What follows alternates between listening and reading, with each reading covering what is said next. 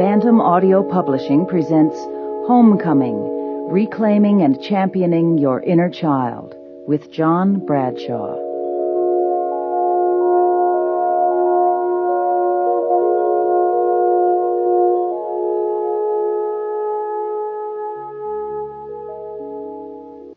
I began my inner child work as a counselor. I used to counsel people. One of my clients was a high-rolling executive, sort of the ultimate executive type. Really wonderful man, but very much out of touch with his emotions. One day I just decided, this guy's got a lot of sadness about his father. He's got a lot of pain that he's not dealing with. His kids are carrying his pain in the family because he never deals with it. So I had him close his eyes and imagine a house, the earliest house he could remember, and I had him imagine a little boy there. As he imagined that, as he saw this little boy, he began to cry. I saw the tears, coming down, and then suddenly he was into his abdominal sobbing. And I realized then that, this is a very powerful way to approach this.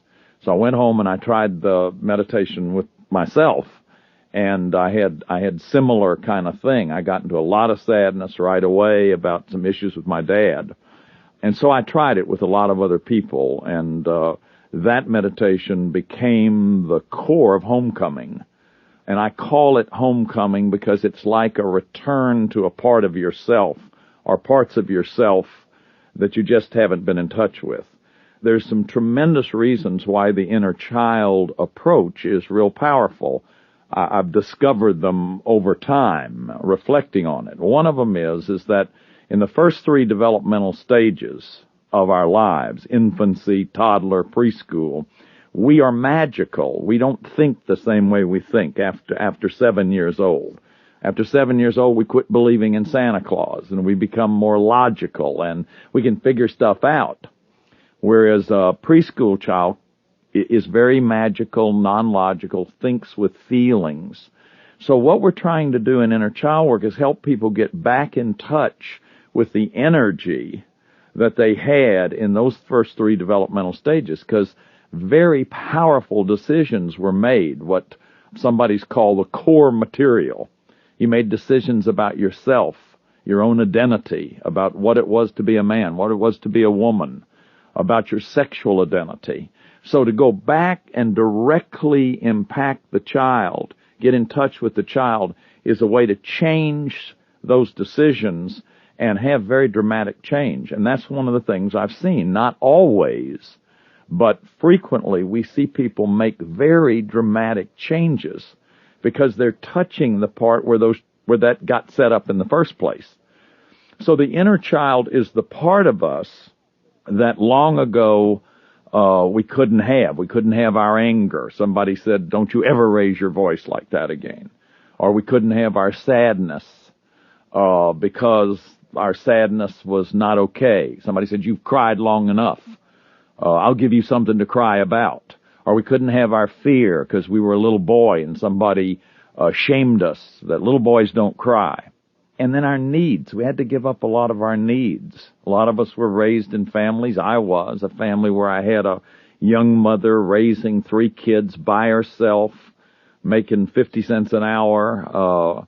And when she come home at night, she'd be just tired. And I was a needy kid. I needed her. It became very clear to me that my needs were not okay.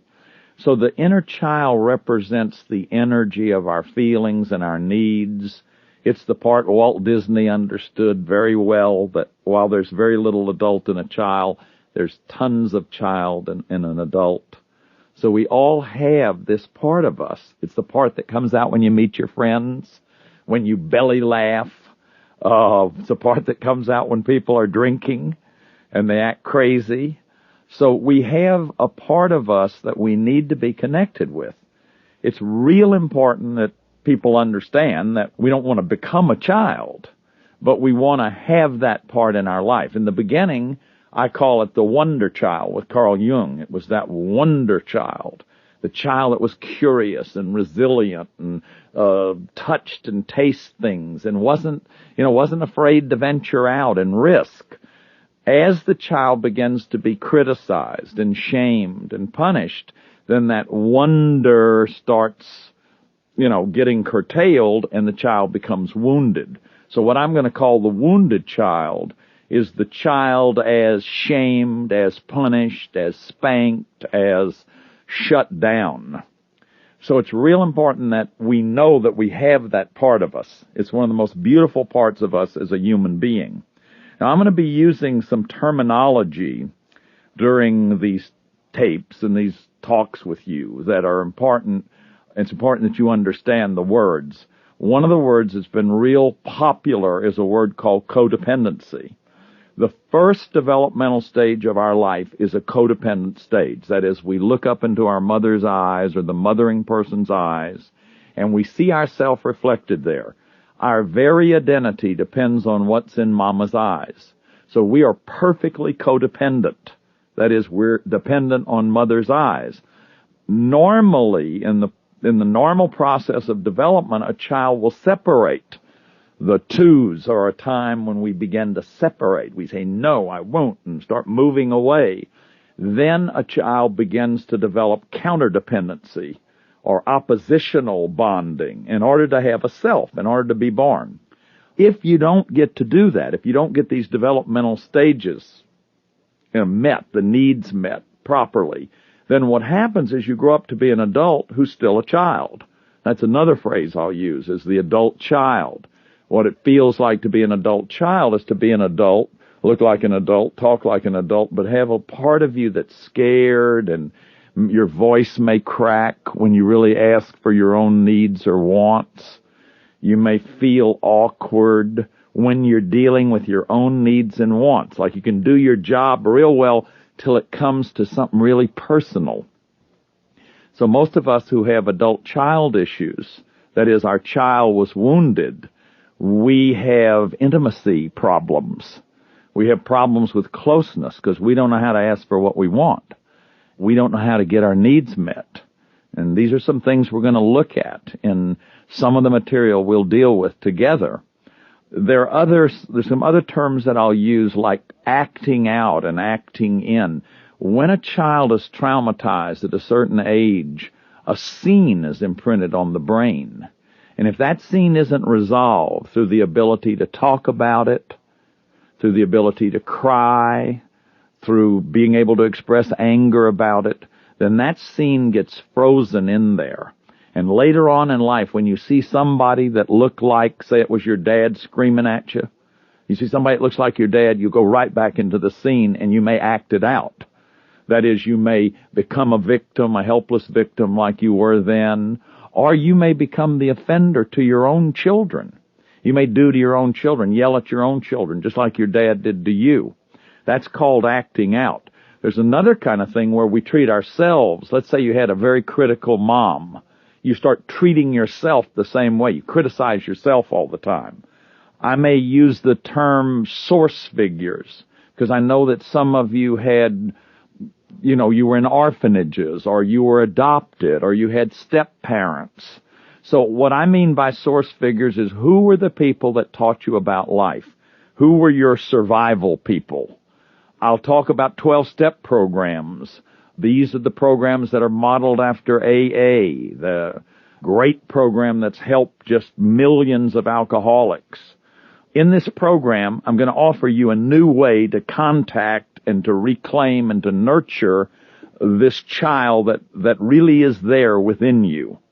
Now, if you want to get the most out of this, you've got to do the work. We have a slogan in therapy, which says, it'll work if you'll work.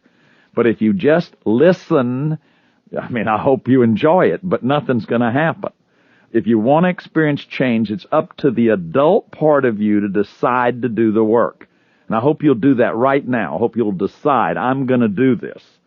Your inner child's going to experience things the way you first experienced them. It may be real scary for you. So you need your adult there to take over. Your adult has survived, and your adult knows how to survive. One of the ways that I learned about the inner child, I really learned about it experientially, was through my own behavior. After I got married, that I would go into pouts and I would go into temper tantrums. And one summer, taking my family to Padre Island, at a certain point, I just left the family. And I wound up in a motel by myself. And I was trying to figure out, what are you doing? Why are you doing this? And suddenly I started flashing back on a scene from my childhood where I had withdrawn and hidden because my dad was drunk. And it was a Christmas Eve. And it was very, very painful. And I suddenly realized that with my family, I wasn't telling them what I needed from them. I didn't know how to. I didn't even know what I needed. So I couldn't tell them very well. But this was my child. It's like, here was grown-up John Bradshaw with a little bitty boy running the show, literally taking his family on vacation. So it's real important that these age regressions that we have, like temper tantrums and pouting, and that's one of the ways you can find out your child's in there. Now, in this program, I'm going to divide it into 3 parts. In the first part, I'm going to really try to help you understand how your wonder child lost her wonder, his wonder. And then part 2, we're going to go through those first 3 childhood stages, infancy, toddler, and preschool. Those are the important stages because that's when we were magical and that's when we were egocentric and we made some really important decisions. I'm going to talk about what you needed to get in each one of those stages, what I'll call the indexes of suspicion. If you didn't get that, then the exercises are going to help you to get it. Then in part 3, I'll lead you into a certain meditation in order to champion the child, which is to really become the protector of your own child. Now, I want to caution you about doing this work. If you've been diagnosed as mentally ill or you have a history of mental illness, you need to get your doctor's permission to do this. If you're an untreated victim of physical or sexual abuse, I do not recommend that you do this unless you have a therapist and you have permission. I would also add that you're a victim of rape and you haven't done any work to debrief that, to talk about it, to integrate it. If you were severely battered emotionally, I want you to be very careful doing this work. If you're a recovering chemical addict, I would say you need 3 months under your belt because you're so raw when you stop using those chemicals. And if you have a therapist, I'm going to really encourage you to have your therapist's permission to do these exercises. The other thing that I'd say, if you feel scared or you feel frightened or you don't know what's going to happen, something feels like it's scary, just stop, turn the tape off, and don't do it until you've talked to somebody about it. Now, during some of this program, I'm going to be speaking directly to you like I'm doing now. And during some of it, you'll hear me speaking to an audience. Those segments we've taken from my live workshops, Homecoming. I think that by combining these, that you get something of one-to-one, me talking to you, sort of like I'd be visiting you and talking to you, and then you get a sense of what it's like to be in a workshop with 500 or 800 people all doing this work together. So if you'll join me now and listen, you're going to hear the introduction to the workshop. What I want you to do is to get it that you have lots of power. There's a wonderful, precious child inside of you that is beautiful, that there's never been anyone like ever. We could go back 15 million years and we would not find this child. Or go forward 15 million years, we will not find this child. You are a precious stone set in a silver sea. And there's never been anyone like you. And so we want your light to shine. And we want you to get the difference that makes the difference, which is you. So, we're going to go through the developmental stages. I'm going to talk about what you needed to get and what you didn't get. And I'm going to talk about some decisions that you may have made very early on out of your hurts and pains, and some beliefs that came out of those early decisions concerning your hurt and loss, some beliefs and decisions that actually affect your ability to get well, Let's say you cry, you see your mom start to cry and she runs to the bathroom and locks the door. Well, first of all, she's modeling something to you, that when you weep alone. And then let's say you start crying one day. And somebody says, well, what are you crying about? You don't have anything to cry about. Or when are you going to stop being such a wimp? Or, look, I think you've cried long enough. That's 1 minute and 22 seconds. We only allow 1 minute and 15 seconds here. Or listen, I'll give you something to cry about, Buster. So you're crying and they're hitting you for crying, and you're crying because they're hitting you for crying, or you're hurt, or you yelled at, or you're screamed at, or you're hit, or you're punished and it wasn't your fault, or you're touched in a funny way. Or somebody keeps labeling you and telling you that you're never going to amount to anything. These are the kind of beliefs. Bury your feelings. Now, I mean, we choose these beliefs because that's what we learn, what we think is normal in a family. So, put something in your mouth. If you're sad, go eat it. Eating disorders start at birth. When you're hungry, when you're lonely, when you're sad, when you're upset, let's put something in your mouth fast. Get that in her mouth. Get that bottle in her mouth. So what is she learning? When you feel sad, replace the loss. Or at 4 years old, you suddenly start touching yourself and you go, ooh, there went that bad feeling. I don't feel sad anymore. So we know that a lot of sexual addiction is around being alienated and abandoned as a child, and finding that you could use the analgesic of self-sex. You were being objectified, so you started objectifying sex. You started objectifying other people. You learn that you believe that you should weep alone. So people apologize when they weep. See, if you want to know what belief system is there, you've got to ask, what must they believe in order to be doing what they're doing? So someone starts crying, they say, I'm so sorry, please excuse me. So what is the belief behind that? Or couples would be fighting in my office, and I'd stop them. I'd say, God, it's great that you agree on something. Now, they hadn't agreed on one word in 22 minutes. I said, it is wonderful that you agree on something. And they look at me like, this guy's nuts. I'd say, you agree that fighting and yelling and calling each other names is a way to solve problems. That's obviously the belief that's behind this behavior. And you've been doing this for 15 years. So this is what you believe. You believe that it's weak and shameful to weep. So I always feel bad after I've cried. More and more in my recovery, I don't.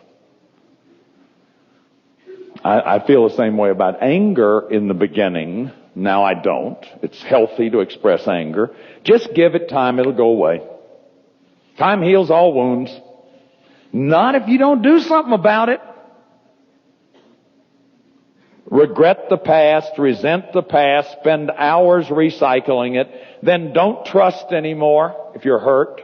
That's another decision. Protect yourself always. Put walls around you. Don't ever risk getting close to anybody. You'll just get hurt. Be seen and not heard. Find a way to be invisible. Don't get involved. You'll just get hurt. Get everything and all you can, or it will be taken away. Scarcity. These are other beliefs that come out of not doing the work we're going to do in this workshop. So there's never enough love to go around. There's never enough food to go around. So you better eat all your food and all your kids' food and all the kids' other kids, all the people at the table's food, because the starving children in Latin America. There's not enough money to go around, so if anybody gets any money, you resent them and hate them. Don't expect anything good to happen, and you'll never be disappointed. Don't expect anything good to happen. Always look at the whole, never look at the donut. And you'll never be disappointed. Now, I grew up with that one in spades. So, we can get it that this wounded inner child causes a lot of very serious problems. So I believe that the wounded inner child comes closest to describing the core of all social, political, psychological, human problems of anything I know. That we're born with this sense of I am who I am, which is what I call your spiritual core, your godlikeness. This was the name Moses got from the fiery bush. What's your name, God? I am who I am is my name. Every one of us were born knowing that I am who I am. Freud said, His Majesty the baby. Babies know that. I am who I am. Until you're severed. Until somebody beats up on you. Until somebody tells you what's the matter with you. Why do you feel that? The way you are is not okay. You laugh too loud. That's not ladylike. Quit being so rambunctious. Don't you ever think of anyone but yourself. You just have your own. Every time you touch something, you get hit. So the way I am is not okay. And that's the spiritual wound. It's that violation to my I am who I amness. Now, we're going to go through the developmental stages. I'm going to take you through the first three, because the first three are the most important. These are like these three. Trust versus mistrust. Autonomy versus shame and doubt. This is the healthy codependent stage. Barry and Janae Weinhold are wonderful therapists in this area. Talk about healthy codependence, that first 6 months of life. Then in about 9 months, moving into counterdependence or oppositional bonding, where you start separating out. And then the third stage, you move into independence. So you've gone from codependence to counterdependence to independence when you're establishing your first simple sense of identity. These three stages are all egocentric, magical, and non-logical. That is, the child thinks egocentrically. What does that mean? It means a child will personalize everything. Your dad died. He's with God in heaven. Kids kinesthetically going, well, I must not be much or else he would have stayed with me. Your mom and dad divorce. A child may take that on. If you're violated sexually, you will almost always take that on to some degree. And if it was pleasurable to you, wow. See, a child will think, well, I was getting pleasure out of that. Look, if I stuff chocolate down your mouth, it's going to taste good, whether you want it or not. So it's never about whether it was pleasurable to you or not. It's always about somebody that had the responsibility and the boundaries to teach and model you for you who betrayed you. So that's what that's about. But anyway, we're going to look at this healthy codependency, this counterdependency, then this independence. And the reason I stick with these three stages in the workshop is that this was a time when you were magical and you were non-logical, meaning that you were more poetic. So I'm going to do a lot of age regression with you in order to get you back into that state. Because we're trying to access a cognitive state that we've all forgotten. Because when you hit 7 or 8, that was right when you quit believing in Santa Claus, right?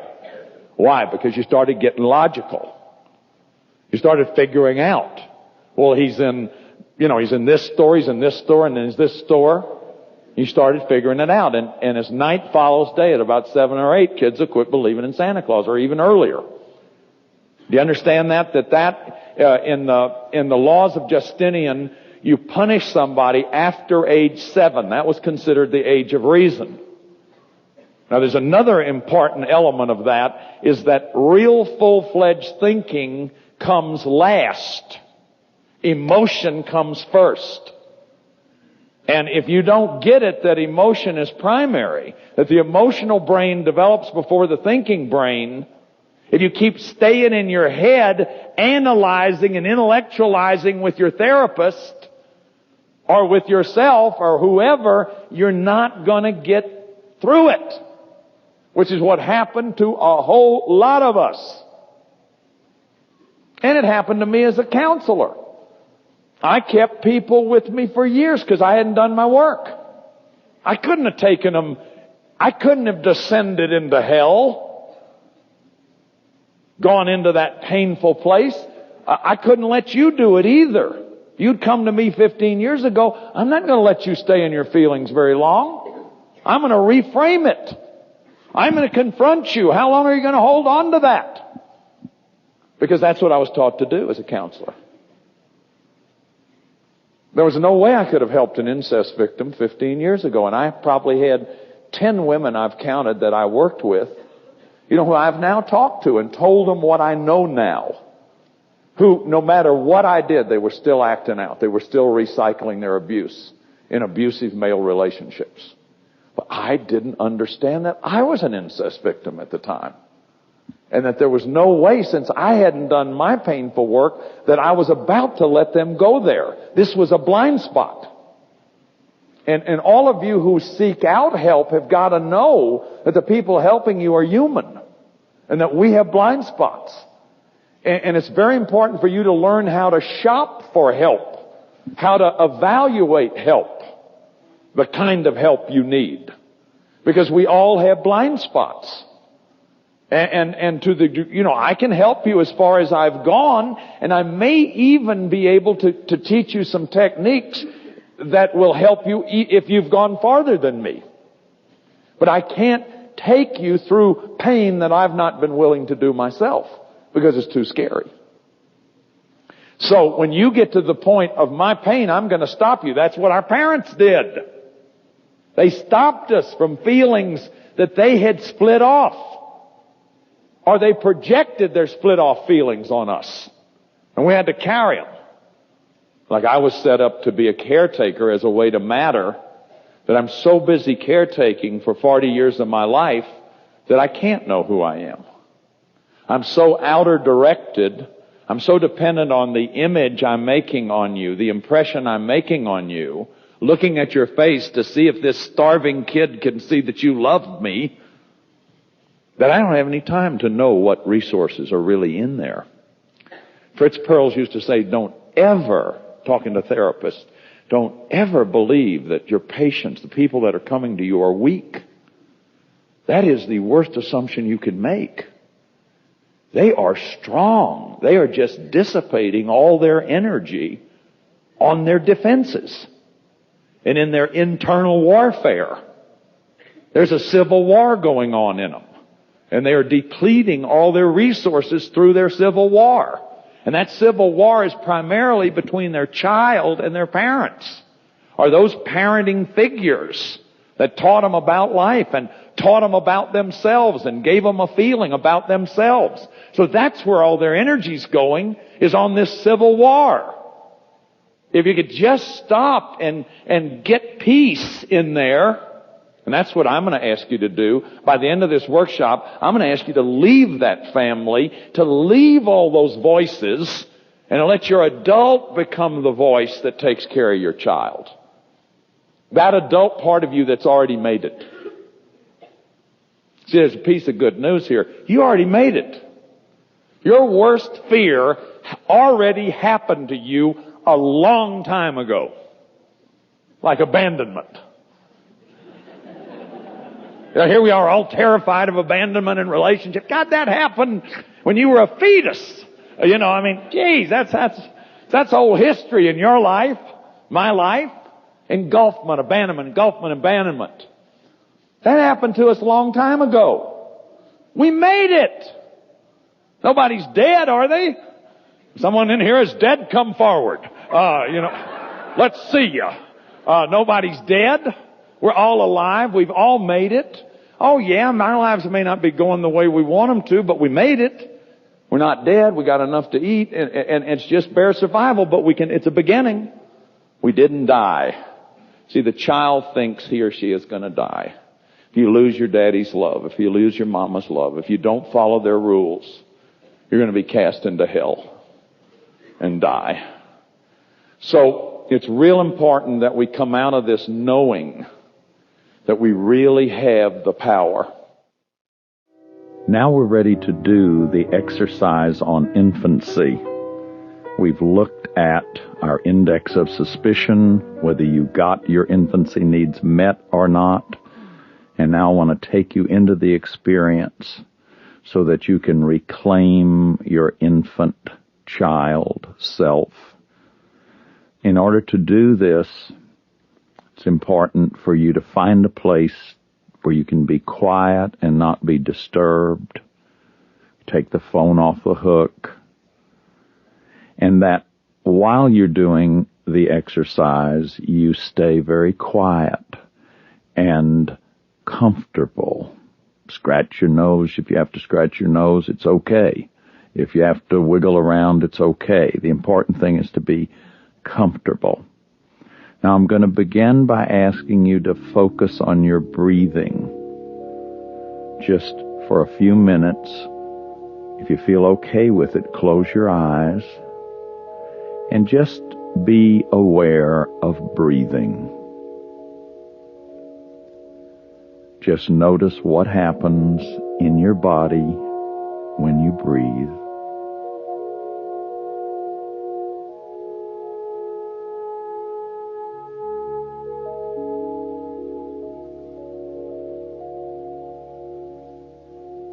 As you're aware of your breathing, locate yourself in space and time. Feel your back or your bottom touching the chair or the place where you're sitting. And notice where you're aware of your clothes touching your body.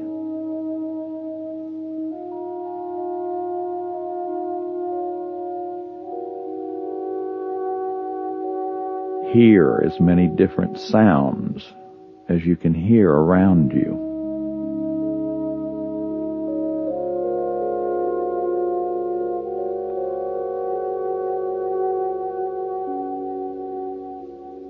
And as you hear the sounds around you, feel the air in the room as it touches your face or your ankles or your hands.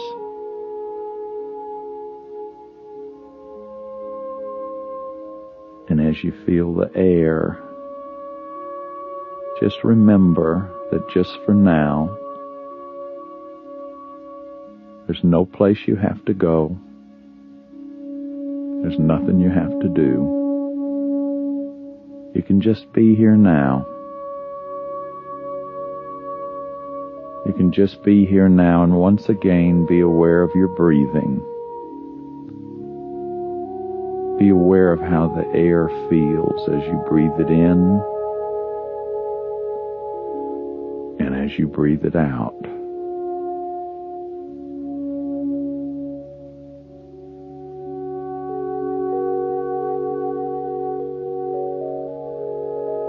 And you might even notice the difference in the air as you breathe it in and as you breathe it out.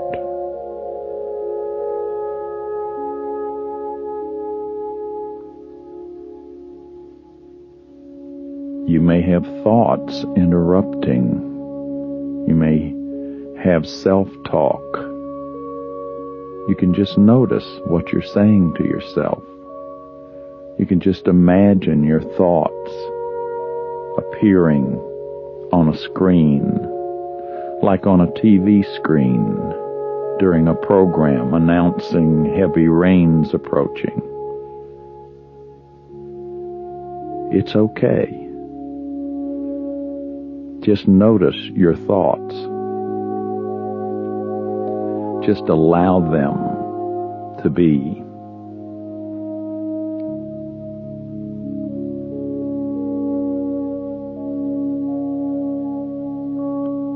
And as you notice your thoughts,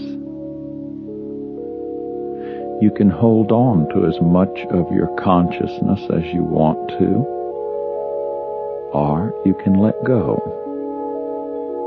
in ways that allow you to relax.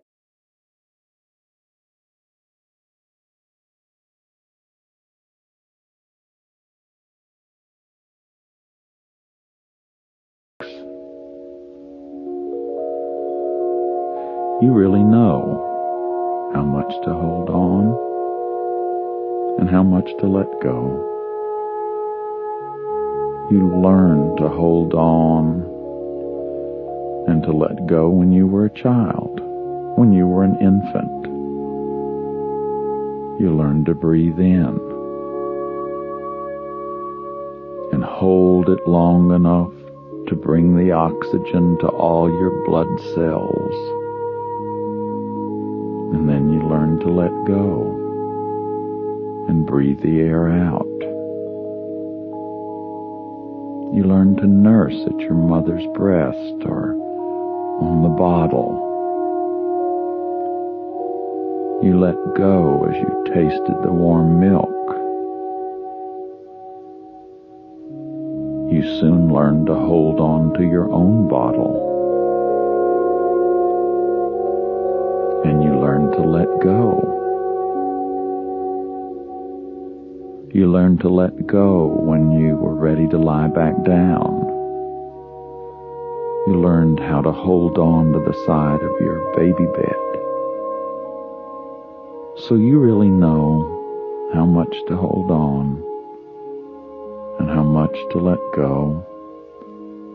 And you can trust yourself to find just exactly what you need for you.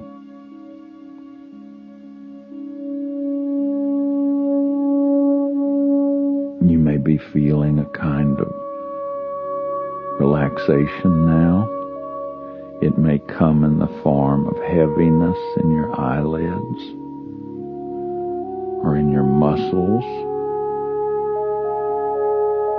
Or you may feel a kind of lightness, like your hands are floating or your whole body is floating. Whichever you feel is okay for you. Just let yourself flow with it. If it's heaviness, just let your eyes close tightly. Let your hands feel heavy. Or you can let your hands feel like they're floating, or like your whole body is floating. Whichever you feel, the heaviness or the lightness is exactly right for you.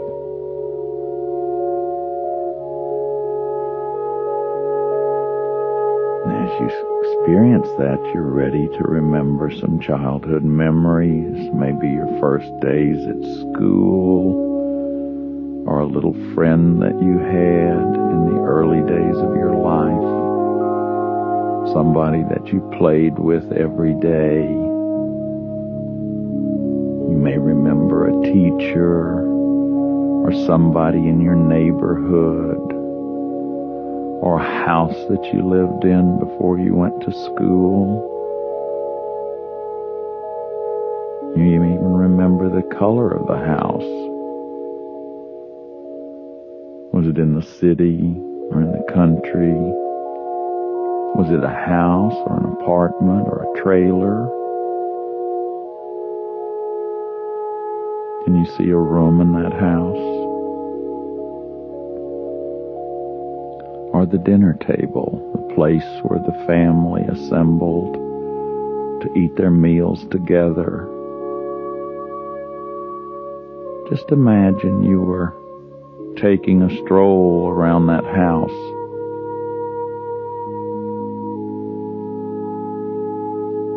Just allow yourself to look around, see what you see, hear what you hear. There may be sounds in that house.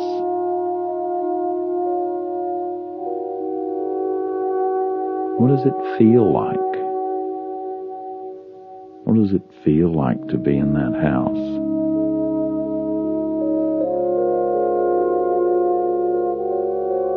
To be sitting at that dinner table. To live in the room that you lived in.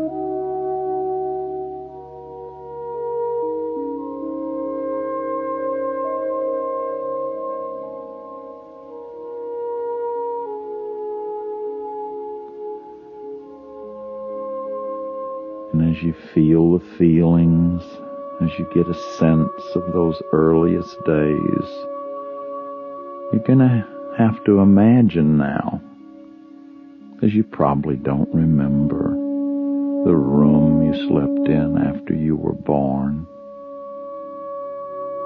But just imagine that you, the grown-up you, were standing there, looking at this beautiful child, brand new child, infant child. Hear your voice as you make the sounds of cooing or crying. Maybe you're looking around curiously. Imagine that you could hold your cuddly little self.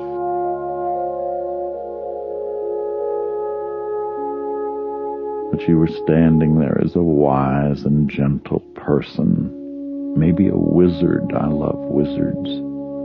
You were holding that baby, that infant.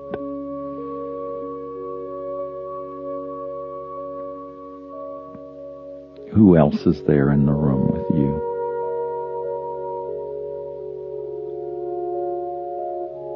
Just imagine you could see who was there.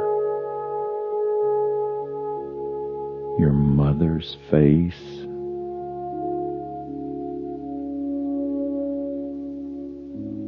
Is it a warm, welcoming face?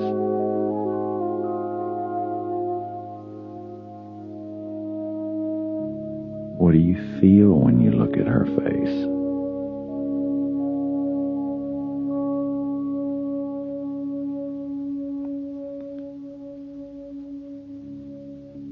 Is your father there?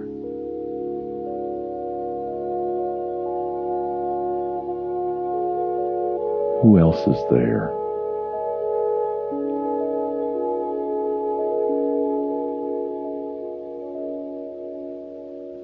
What did it feel like to be born in this house?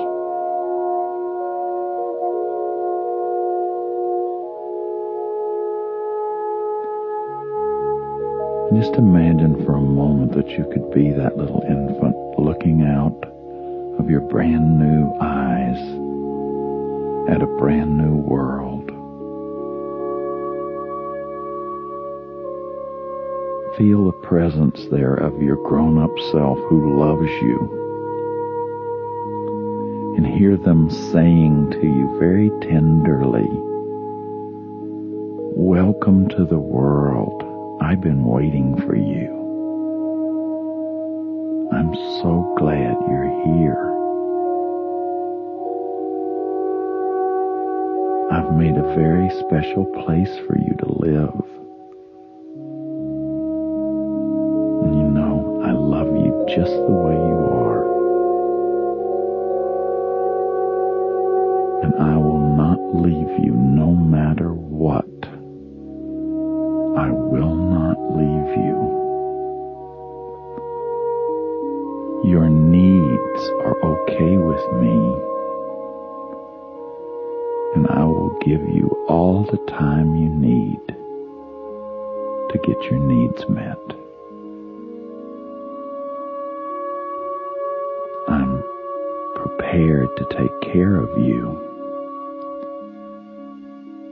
I'll take care of you. You won't have to take care of me. I'm so glad you're a girl. I'm so glad you're a boy. I like touching you, feeding you, bathing you, spending time with you. I like holding you. In all the world, there has never been anyone like you.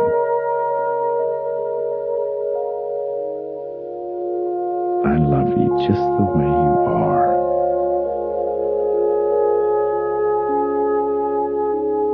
Let yourself feel what those words are saying.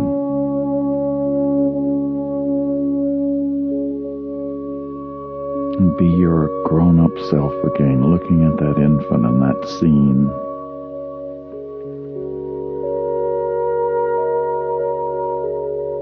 And walk out of that room, out of that house. Just let yourself feel whatever you're feeling. You may be feeling sad. But you never heard those words. Or you may be feeling warm because those words feel wonderful. Just keep walking like you're walking forward in time. You're walking forward in time. And just be aware that you have a precious little infant in you. Feel that little infant part of you as you feel your own heartbeat. And that you can be there for that infant part of you, for the part of you that needs to be held and touched. And tell that infant, I'll take care of you. Now take a deep breath.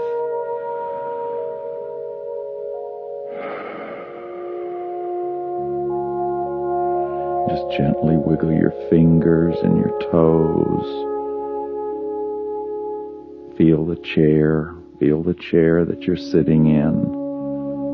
Just slowly start to stretch your arms and hands. And let yourself be fully conscious that you're back in your normal consciousness now. Open your eyes.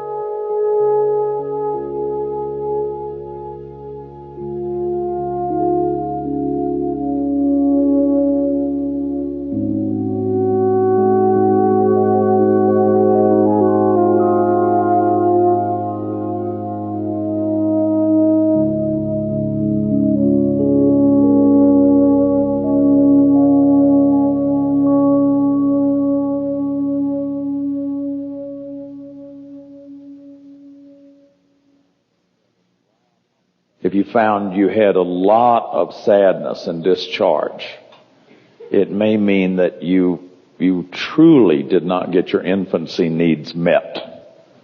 You could have also had a good experience with it. It was wonderful to hear these words, and it was warm and comforting, and you do feel like you were welcome to the world as a child. Some people did get infants. Many people were welcome to the world. It may have been later on that pain came in your life, or abandonment, or rejection, or abuse, or neglect. So really it's a kind of helping you to fine-tune what you needed and didn't get, because that's where you have the holes in your psyche, as it were. Or I call it the hole in your soul. It's like these needs will be recycled all over and over again throughout your life. For example, when you came in this room today, your infancy needs came up. You were starting something new. Anytime you start something new, your infancy needs will come up. When you have a child, those same needs will come up in you. And all the issues of infancy will come up as you parent your own child. And you will either reenact what was done to you, or you'll do just the opposite of what was done to you in terms of compensating. Maybe you become angry at your infant because you didn't get these needs yourself. That often happens, and it often happens with people who are abusing children. It's that wounded inner child inside of them who is so angry. They're a 130-pound 2-year-old raising you. So often when this baby is needy, this wounded inner child in the parent is going to get angry. For example, as a child, when I was needy, I could see that aggravated my mother. She was 19 years old. She was 18 years old when she had my sister. She was 19 when she had me. She had my brother within the next 4 or 5 years. My dad's an alcoholic. He was a very irresponsible alcoholic. He just totally abandoned her. She went to work. She had never worked a day in her life. I can imagine the anger she had.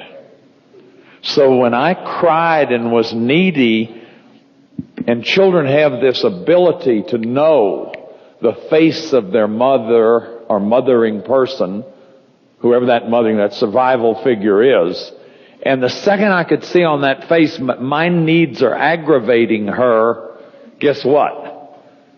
I learned not to have my needs. And then over the years, as I avoided my needs, I avoided the avoidance. I became this star caretaker who got all my love from starring and caretaking. And by puberty, I didn't even know I had any needs. I was so numbed out. One of the biggest issues that I've worked on in the last decade is getting in touch with my own needs. And as a man who was set up to take care of my mother's wounded child, Robert Bly is writing a lot about this, how many men in our culture are set up because the daddies are gone, the daddies are leaving, and the women are left alone to raise the children. Terrible job. My mother was overwhelmed. The hardest job anyone will ever do is raising a child. She's raising 3 of them, making $1.40 an hour, with no child support. I'm not beating up on her. I don't want to beat up on her. This isn't about beating up on her. It is about understanding that I didn't get my needs met. And that there was nobody there for me because I was being parented by a 130-pound 3-year-old. And so there was no way that I could get my needs met. And what I also learned is that there was a covert rule. Covert meaning it was never spoken. But the rule was, you can't be happy if I am unhappy. Is this familiar to anybody? So I set my life up in a way that until I took care of a woman's needs, I could not be happy, and I could not have my own needs. The only way I could have my own needs is if I totally took care of her needs. Now, I set that up in every female relationship I got in for the next 20 years. Once I hit 21, once I got out of the seminary, I set that up in every relationship I had. That to disappoint a woman, to try to get my needs met in the face of a woman's needs, was a disaster. It was like a fantasy of death. Now, I didn't even know what I needed. And that caused enormous problems in intimacy. I'm going to show you that there are ways to get those needs met. And one of the ways is to say affirmations, is to pick out the words that touched you the most. Like if you saw the Homecoming series in the 5th episode where they're all reading their letters, the guy says, "Mom, I know you wanted a girl and I was a boy." One of the girls says, "Dad, I know you wanted a boy and I was a girl." So let's say you really got it, that there was something wrong with your sex. That those 2 things that every infant needs, which is, my parents are okay and I matter to them. That the way you learned to matter was by being a tomboy, or your dad's best buddy, or depreciating your sex because you knew he wanted a boy. Well, what you need to hear from yourself, I'm glad I'm a girl. I'm so glad I'm a girl. You need to put that on your tape recorder. Call home frequently during the day. Saying, "Hi, Susie. Sure glad you're a girl." Then when you come home and get your messages, you hear that every day. And then make up your own set of affirmations. When this workshop's over, you're going to have your own streamlined, custom-made set of affirmations which are right for you. See, affirmation work is wonderful, but I see people doing affirmation work and they're doing all these affirmations that don't apply to them. What you want to get are the affirmations that apply to you. And if you didn't get your infancy needs met, they're going to come up every time you enter a new situation. They're going to come up with your own infant. They're going to come up when there's tragedy or death.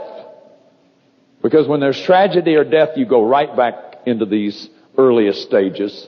Tennyson said, "What am I in the face of death? An infant crying in the night, an infant crying for the light, and with no language but a cry." You go right back into regressive behavior in later adult life and trauma. Every 13 years, Pam Levin thinks these needs are recycled. So when you hit puberty, you start right over with these 4 developmental stages. When you start into a relationship, you go right back into infancy. You know what in love is? In love, it's faces gazing at each other. Gazing, you start gazing again. You start talking baby talk. I listened to a message I left on my girlfriend's recorder. It was disgusting.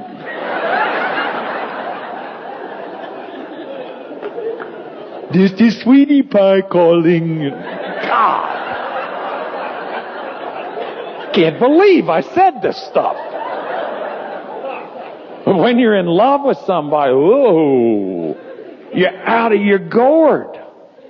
And you go back into primal codependency. I mean, you're one with each other. There's no boundaries. So you go right back into symbiotic bonding. Now, some folks have love addiction, which means they use one love relationship after another as an analgesic.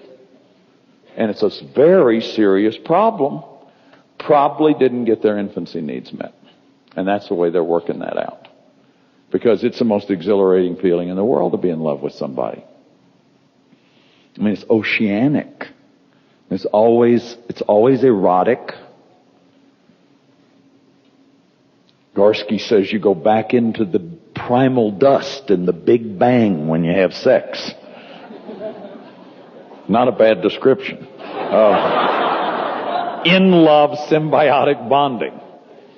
Now, when you get married or start living together, comes counterdependency, the Hatfields versus the McCoys. The 2 family systems now got to get all worked out. The boundaries pop back.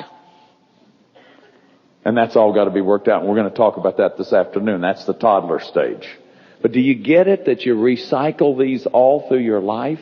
And all this problematic that all of us are, when we go to these ACOA, adult children of alcoholic meetings or codependency meetings, and they read the problems, do you get it that these are about developmental deficits? That every one of those symptoms you're going to see today in these first 3 developmental stages. And it pisses me off that I could have had this all worked out by about age 9.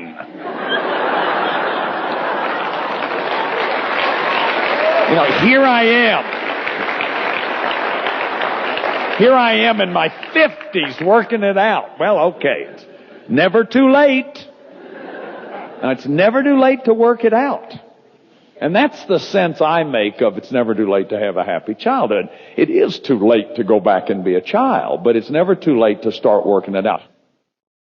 I want to talk to you today about what, in my opinion, is the most important developmental stage of childhood, beginning about, say, 7 or 8 months a child begins venturing out, exploring. We have an innate emotion of curiosity. And a human being will normally and naturally explore, look around, touch, want to taste, want to smell, want to see what things are like.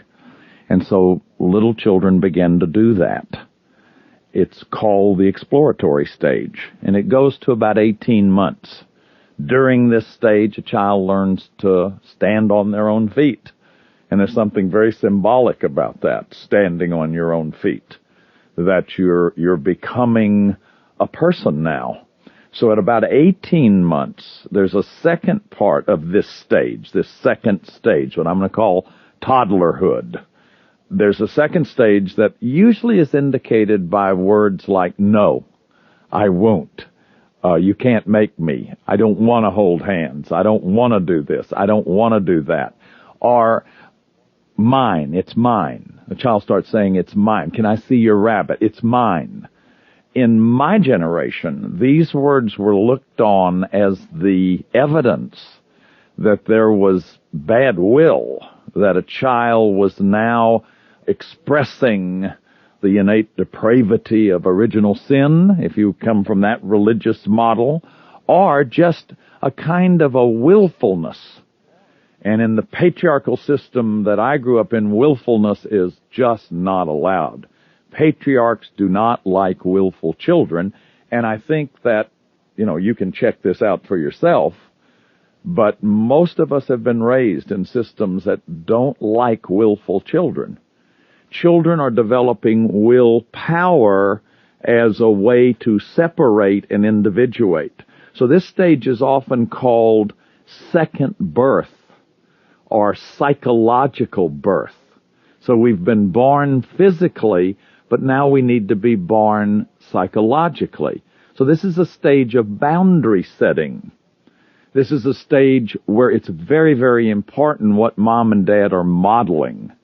For example, it's very important for mom or dad to say no, to model, here's how to say no, here's how to set a boundary, to express anger in a respectful way. Now, for some of us, for me, the first time I heard somebody say respectful anger, I thought that's crazy. You can't be respectful if you're angry. You can be, and we really need to learn to do that. Because the most dangerous thing at this stage is over-shaming. Now, every child has a sense of shame. It's a natural, innate emotion. That sense of shame is when you blush, when you're embarrassed, when you've made a mistake. Some children are more shy than others. Some children have more shame than others in the sense of shyness or blushing or sensitivity or embarrassment. A child needs a healthy sense of shame because that's a boundary.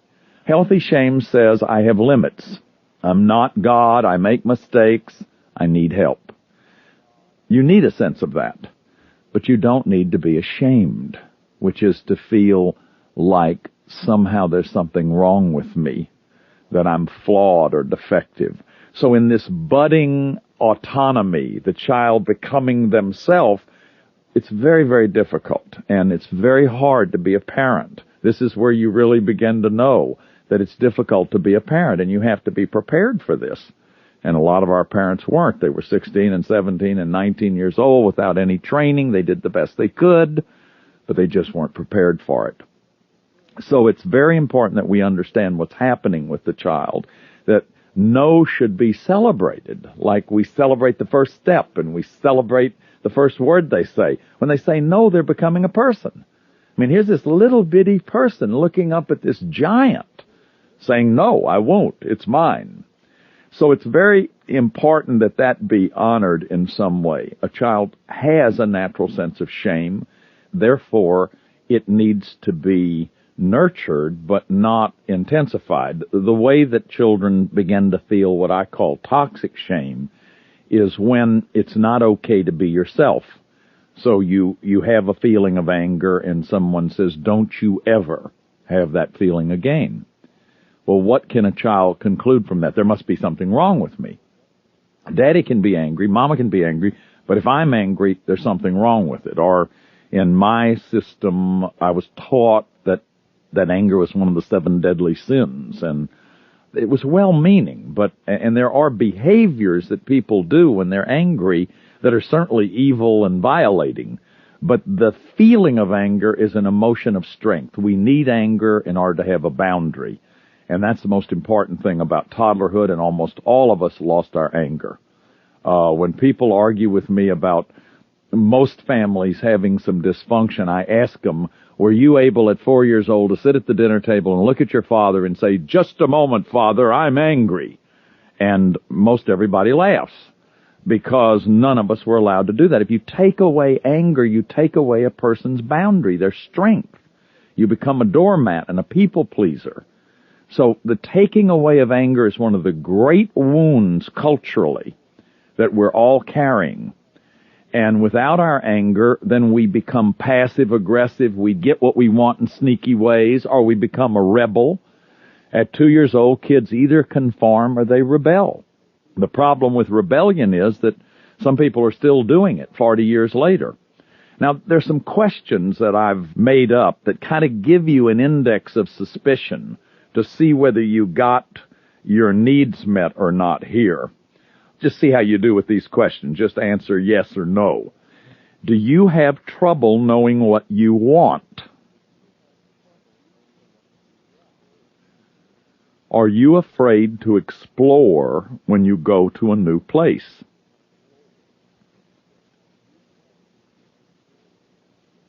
In difficult situations, do you look for someone to tell you what to do?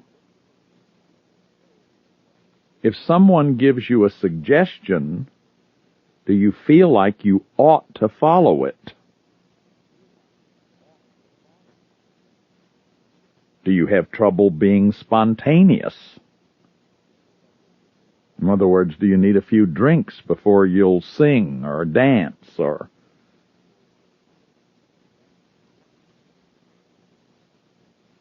Do you tend to be obsessive about neatness and cleanliness? Will you do almost anything to avoid conflict? If someone is angry, will you do almost anything to stop them from being angry? Do you say yes when you want to say no and then lie and manipulate to get out of it? Do you sometimes go berserk and inappropriately express anger? Are you excessively critical of people? When you have success, do you have trouble enjoying your success? Now, every one of these questions has to do with one of those developmental dependency needs that I was talking about. A child needs to be able to say no. A child needs a sense of privacy. A child needs to learn how to express anger, to have conflict, and to learn that they can have conflict and resolve conflict. So, for example, every 2-year-old needs to know that I can be angry at you, Mother, and you will still be there. That is, you won't abandon me. A lot of us got abandoned when we expressed anger. So the questions about, will you do anything to avoid conflict? Will you try to control other people's anger? It's the fear of having the emotion. There is just a host of issues that are crucial for any kind of relationship that happen in this period from about 7 or 8 months to 3 years. One other thing that children need to learn is that mom, dad are both and really healthy shame helps them to develop that when they know they can make a mistake, then when they know they need help, and when mom and dad have their healthy shame. That is, mom and dad show them they make mistakes and apologize when they make mistakes. Then a child learns that everybody makes mistakes, and it's never all or nothing. When you have that stern patriarchal authoritarianism, when a mistake is blamed and you're constantly being measured by shoulds and oughts and musts, and experience is standardized. There's always a right way to do it, and everything is labeled. If you don't do it the way Dad wants you to, then you're crazy, or you're stupid, or you're dumb. Those are the things that really cut deep into our soul, and they shame us, and they make us feel flawed and defective as human beings. So it's very, very important that we go back and try to understand what happened to us during this time of our life. And I can't imagine anybody coming out of this patriarchal culture that we live in. Let me just say a quick word about that. Patriarchy is characterized by male dominance. It doesn't just mean men do it, though. I mean, women who are raised by patriarchs can become patriarchs. It's based on blind obedience. Obedience without content. You do it because I say so, and a lot of parents act shameless by acting like they know it all. It's based on the repression of all emotions except fear. It's based on the crushing of the will at an early age. That is, you obey me, you bind your will to the will of authority. I was taught as a child, obey any adult simply because they're an adult. If you want to set a kid up for molestation, teach them that. I've talked to molesters who told me that they look for the most obedient child in the playground, the child that's the neediest and the most obedient. So it's very dangerous not to let your children say no, or have boundaries, or have privacy, or teach them that there are effective ways to be angry, that conflict is okay, that we can resolve conflict. My family, we never learned how to remedy conflict. When we had a fight, we didn't speak to each other. That's the part of me that was withdrawing at Padre Island, because I don't know what to do. I don't know how to get my needs met. A lot of us have pre-verbal powerlessness. That is, because we couldn't speak well at this time. We hadn't learned a language system, and we weren't getting our needs validated or met. We weren't being allowed to develop our individuality and our power. We were becoming powerless, and we had no words to say it. That is exactly the condition of a person that's described as an adult child. That you look like an adult, you talk like an adult, or I say it about myself. I can talk to 500 people, 5,000 people, and be strong and powerful, but when I go to get my luggage that's been lost at the Delta counter, I just get in this squeaky little voice, and I feel frightened and squeamish, and that little child is there who doesn't know how to ask for his needs or stand up for his rights, because I was a perfect little boy. I was a perfectly obedient little boy. So I never learned that I even had rights. Now I want to stop right now. I want you to stop the tape in just a minute, and I want you to think about what I've been saying. And don't just think about it. Just let yourself feel what I've been saying. And I'd like you just maybe for a minute to close your eyes and feel a little 2-year-old in you that had all this wonderful life energy and exuberance. This desire to live and explore, and you were tough. You were tough as a 2-year-old. You were tough on a young mom and dad. But all you wanted to do was to be born and be alive and be you.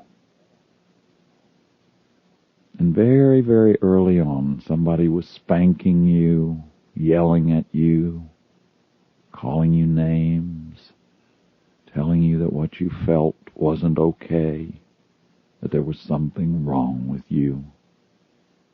And maybe deep down for lots and lots of years you've had a secret that you really believe that there's something wrong with you.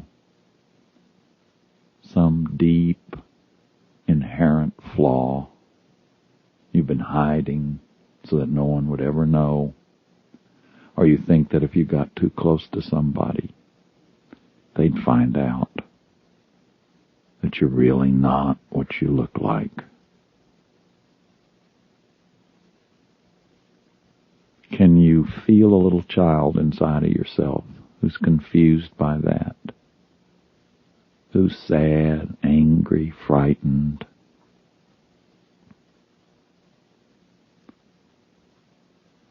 If you were going to talk to them, what would you say to them?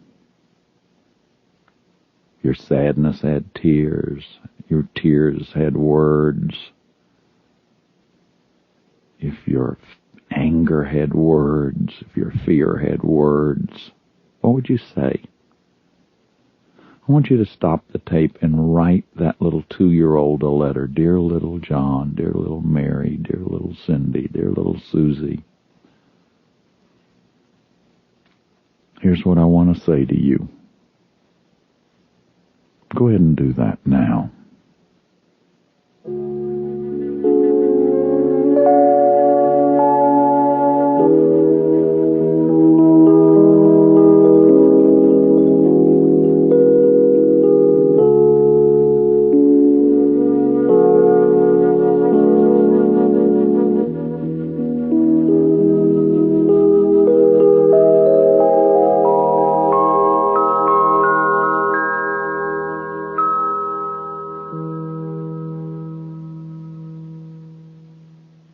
Okay, by writing that letter, you've made a connection with your little toddler part. And that's a very good exercise that I encourage you to do. You may have gotten into some sadness as you wrote it. There's something about writing that allows us to focus our emotional energy. So it's a good exercise. And it puts you in a good place now to do the meditation for reclaiming the toddler. I'm going to ask you to find a quiet place again where you can take the phone off the hook, where you won't be interrupted for 20-25 minutes, and get in a nice, comfortable position. Allow yourself to rearrange your body anytime you need to. The important thing is just to be comfortable. And I'm going to ask you to begin by just focusing on your breathing. If you feel okay with it, go ahead and close your eyes. If you don't, keep your eyes open. Maybe later on you'll feel like closing them. But start with some nice deep breaths, like breathing in 1, 2, 3, 4, 5, 6, 7, 8. And hold it 1, 2, 3, 4. And breathe out 1, 2, 3, 4, 5, 6, 7, 8. And do that 5 or 6 times.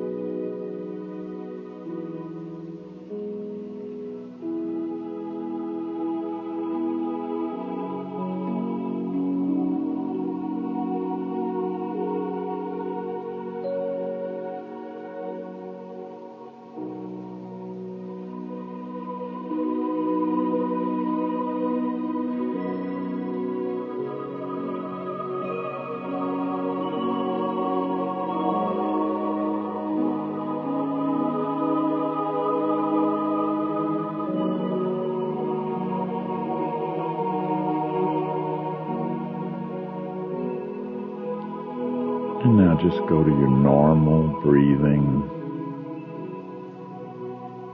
Just noticing the air as you breathe it in and as you breathe it out.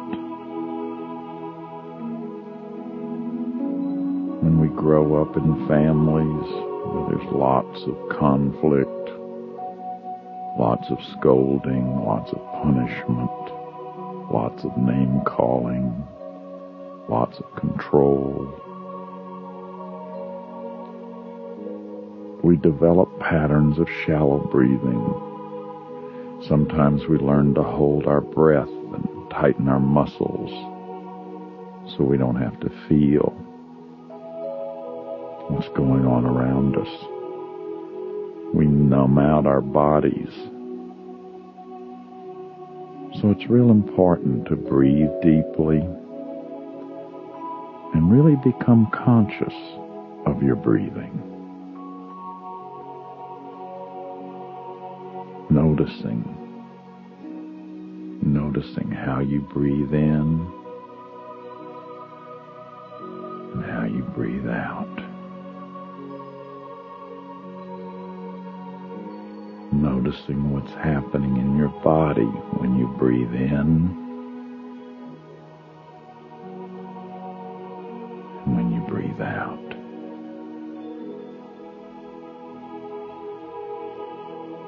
And relaxing, letting your muscles go.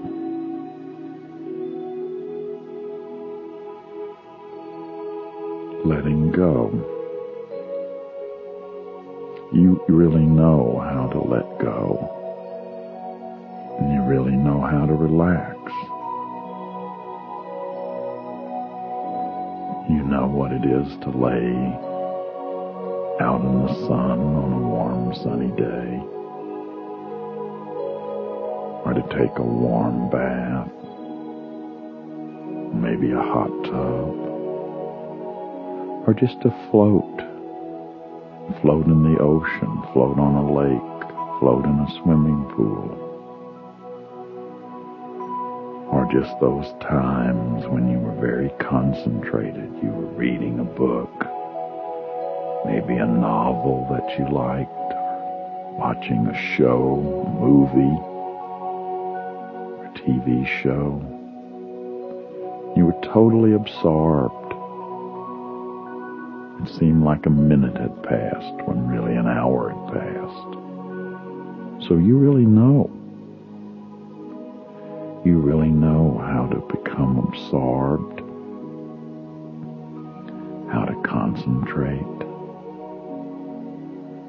So just let yourself find those memories of relaxation, of letting go, of relaxing, feeling calm.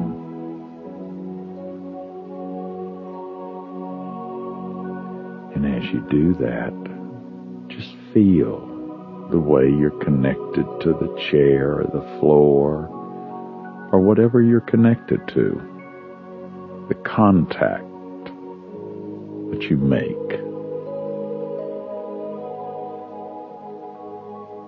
And just become conscious of wherever you're conscious of your clothes, touching your body.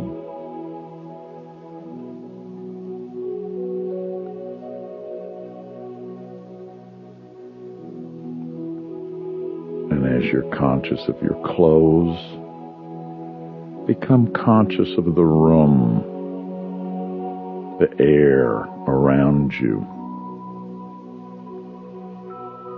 Remembering where you are.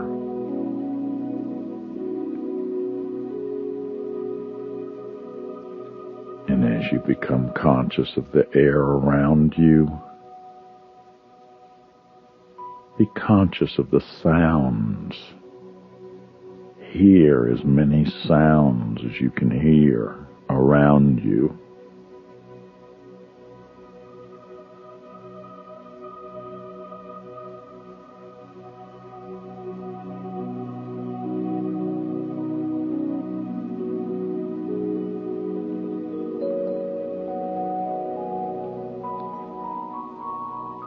And as you hear the sounds around you, go back to your breathing. Breathing in and out the number 3. Imagine you could see a black 3 on a white curtain, or a white 3 on a black curtain.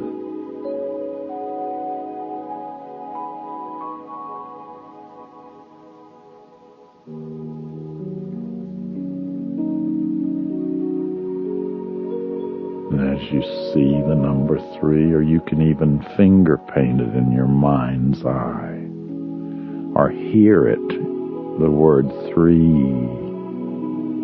in your mind's ear. Let that be a signal to relax even more.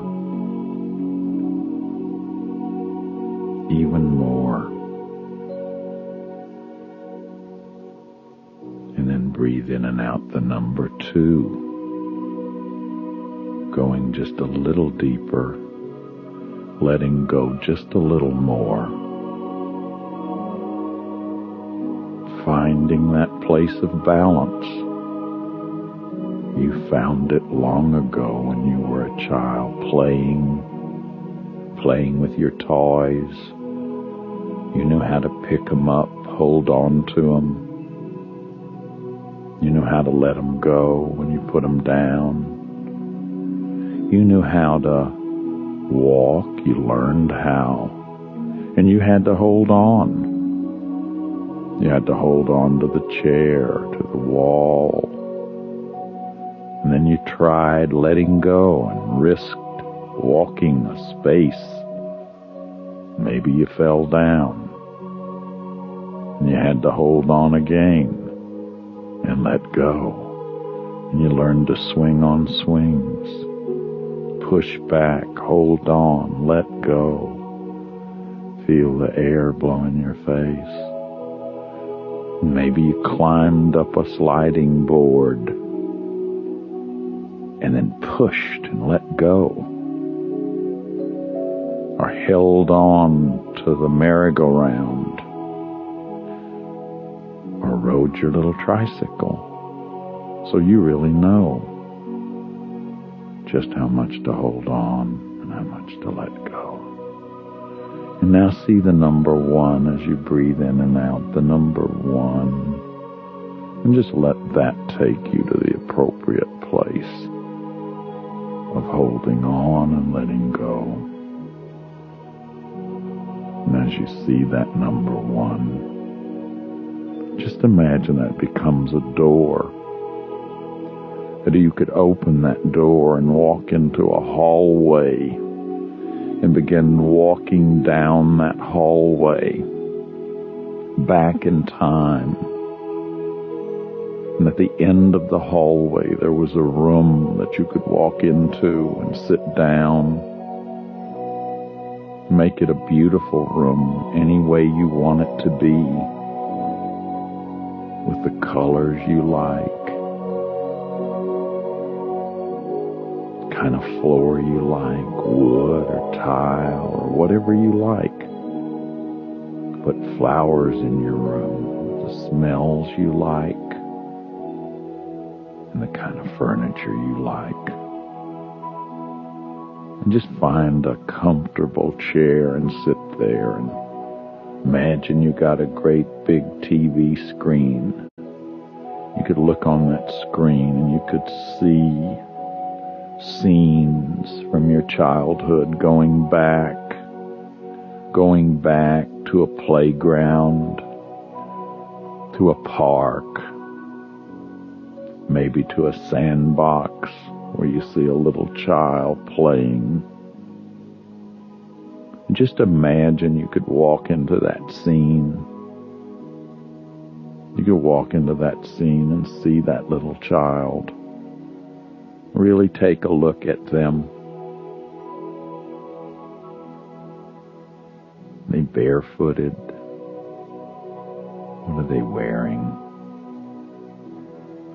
If you can't see them clearly, just get a sense of them being there. Talk to them. Tell them you're from their future, that you know better than anybody what they've been through. Tell them you've made it. and thank them for the courage they had. For the courage they had as little people to deal with all the confusing things that they had to deal with. Tell them that you've come into their life now. Tell them that it's okay to be curious, to want to look at things, to touch and taste things,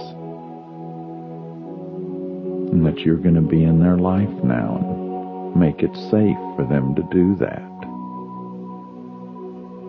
Just imagine that you were that little toddler looking up at this grown-up person smiling at you, the grown-up you.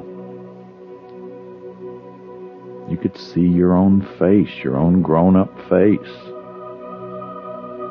Hear your own grown-up voice telling you, we've made it, thanking you for being so courageous. And listen some more. Listen some more to that voice telling you things you need to hear. That it's okay to be a little person, to feel sad sometimes, to cry. It's okay to cry. It's good to cry. We're the only animals who cry with tears. We need to cry. And it's okay to be angry. I can help you, show you how to be angry and be respectful. It's okay to be angry and express your anger. And even though you are a big girl, a big boy, it's okay to be afraid. It's just okay to be afraid sometimes. And it's okay to say no. It's okay to say no. I won't leave you if you say no. I won't leave you if you're angry. It's okay to be different than me. It's okay to just be yourself. It's okay to want to learn, to want to explore, to want what you want. And I'm going to be in your life now. Let you have your feelings. And it's okay to have conflict. We can work it out. We can find ways to work it out.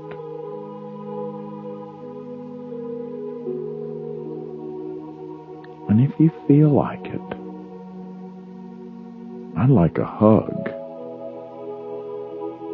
I'd like a hug from you. And as you look up at that grown-up you, if you feel like it, give them a hug. And as you hug that little toddler, just be your grown-up self again. Maybe they don't want you to hug them. That's okay. That's okay. Just tell them you're in their life now. They can come to your room with you and talk to you anytime they want to. Anytime they want to. You can check out how they're feeling. And just tell them I'll be there. Tell them of all the people you'll ever know in your life, I'm the only one that you'll never lose. That's something. That's really something. So give them a big hug now. And just imagine yourself going back to your room and seeing that screen go blank. And just sit there for a minute and think about that. How wonderful how full of wonder that little person is that lives inside of you. And how much you need to be there and have that part of you in your life. So you've really done a connection here, a reclaiming here of that little toddler. So just imagine yourself, and you can come back whenever you want to and talk to her, him.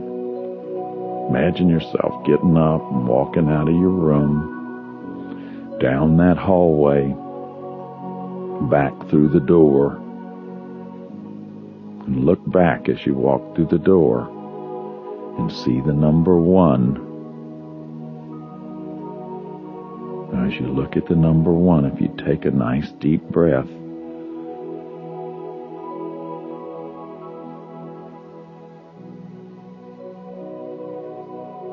realize that you've just made a connection with that toddler, and you're going to remember it. You're going to remember it for a long time. You're going to be surprised. Every time you see a little toddler playing, you're going to remember it. And now see the number 2. Take another deep breath.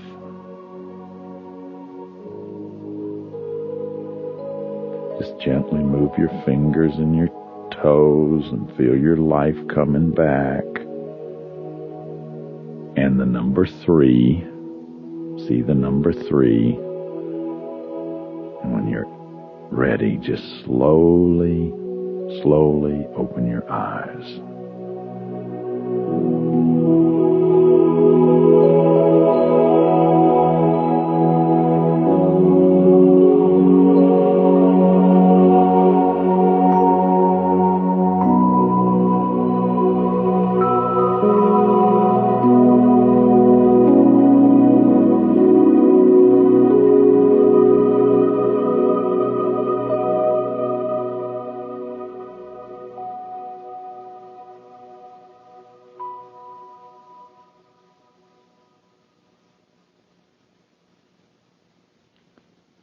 So now, you've reclaimed your toddler.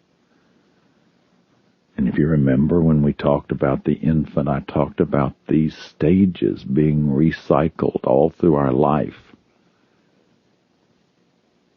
When we look at the toddler, when we look at the infant, or when we look at the preschooler, any of these stages, we can see more clearly and more specifically what our needs were. And so you can learn that there are toddler developmental needs that I never learned. There's nothing wrong with me. I just never learned them. So I can learn to say no. And I can tell you in my own life, I had to learn to do that. One of the things that amazes me is that we have 131 million addicts in the United States, and addiction is about not being able to say no and not having willpower. And here's this stage that teaches us how to say no and teaches us how to develop willpower and boundaries and a sense of self. And so I see a big connection between not getting our needs met here, people numbing out because they can't have their feelings, and that getting recycled through addictions. So it's very important for me as a recovering person, a person who was addicted to alcohol, to learn how to say no. And I spent a lot of time working on that.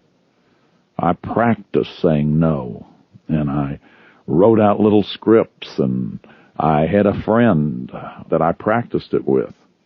And I had to learn how to express anger, because these are crucial things. For example, if these stages are recycled every 13 years, then when we hit puberty, we're going to go back into the infancy kind of stage where we get bonded to our peer group. And then we're going to go into counterdependency, separating from the family. And then we're going to try to find our independence. And then we're probably going to fall in love with somebody and start getting interdependent. And then when we fall in love, we go right back into infancy. Cupid's arrow. Why is Cupid presented as a baby? Because we talk baby talk when we fall in love. And we gaze at each other. We look in each other's eyes. Then we get married. Or we start living together. And what? We go back into toddler. We have the Hatfields versus the McCoys. We start having fights. We need to know how to resolve conflict. We have two whole family systems. My family, we open the presents on Christmas Eve. We open them fast. We didn't save the paper. The woman I married opens them on Christmas morning, and you got to watch while everybody opens their presents. You got to save all the paper. So who's right? Nobody's right. They're just two families, and it's all got to be worked out. Boy, we need these toddler tools. We need to know how to fight. We need to know how to ask for what we want, express anger, and a lot of us don't. That's why we have so much trouble in relationships. So I hope you can see that there's a mighty, mighty bunch of problems that happen when you don't get your developmental dependency needs met in the toddler stage. We don't know how to resolve conflict. I used to pout when I wasn't getting what I wanted, but I didn't know what I wanted. Because you see, in that exploratory stage of toddler, you're touching and tasting and grabbing the things and going for the things you want, and you need to connect with desire. If you had somebody terrifying you, telling you watch out all the time, you never connected with your own desire. So it's very important we see that these stages are recycled throughout our life, and that if I didn't get these dependency needs met in the beginning, somebody said a small mistake in the beginning is a great mistake in the end. If I didn't get these needs met, I grow up and I become, I look like an adult and I talk like an adult, but I'm really an adult with a child, a toddler who didn't get his or her needs met. So the good news is you can do that. You can do it by doing this exercise, by grieving what we didn't get, and understanding that grief is healing. We call grief the healing feeling. We are the only animals who weep. At about 5 or 6 weeks, children start crying with tears. And those tears, somebody said, have hormones in them that actually normalize brain chemistry. So we need to cry. We need to finish unfinished business. When we're hurt, when we're angry, we need to express it. And we need to cry. And a lot of us didn't get to do that. Not because our parents were bad, but because they just didn't understand. They were brought up with the same patriarchal rules. Really, what we're dealing with here is healing ourselves, but healing our whole ancestry. Because a lot of these problems are multi-generational. Our moms and dads had the same things happen to them. So that's a great thing to understand, that if you're willing to be accountable, and this is painful, if you're willing to go into this painful work, this legitimate suffering, we can stop patterns that have been going on for multi-generations. We can do that. One of the ways we can do it is by reclaiming this little toddler part of ourselves, and then learning that I can learn how to express anger, I can learn how to ask for what I want, I can install new voices, I can grieve, give myself permission to feel my feelings, have my needs, have my wants. The more I do that, the more I become the person that I am, my authentic self. So that's what you've been doing in this exercise, is really reconnecting with yourself. That's why I call it homecoming. Somebody said, now I know what it was like to be homesick at home. Some of us knew that. We knew what it was like to be homesick at home. We didn't feel like we were really ourselves when we were at home. We couldn't be ourselves. What we felt was not okay. What we wanted was not okay. What we thought was not okay. And we discovered that we were the most lovable when we were being somebody else. So the good news is that by embracing and reclaiming that little toddler, by grieving, by letting yourself grieve for what you didn't get, you can heal the past. You can finish what's unfinished. See, there's no way to go back and have a happy childhood if you didn't have one. But there is a way to go back and to learn the things that you didn't learn. And the thing that I like the best is that it really helps me to know that there's nothing wrong with me. Absolutely nothing. And there's nothing wrong with you. We just didn't learn to say no and to express anger and to do some of the things that we should have learned to do. So we can do that now. I'd like to talk to you about the preschool child and that part of you that needs reclaiming. One of the ways to get into that is to ask you some more questions. This is an index of suspicion that maybe there's some things that you needed to get that you didn't get. So I'm going to ask you some of these questions. The first question is about identity problems. Do you have identity problems? Do you have trouble knowing who you are? Everybody has a little bit of that. But is it a real confusing thing to you? Even when you have sex, here's question 2, even when you have sex in a legitimate way, context, do you feel guilty?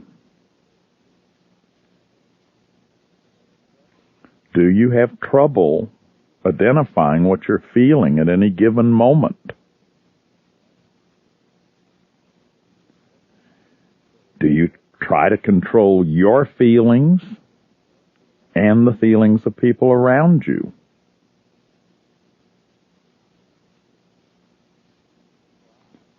Do you cry when you're angry? Do you rage when you feel scared or hurt? Do you have trouble expressing feelings? Do you believe you're responsible for other people's feelings?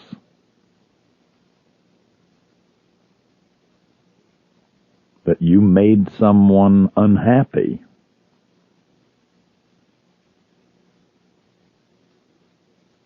Do you believe that if you just behave in a certain way, you can change another person?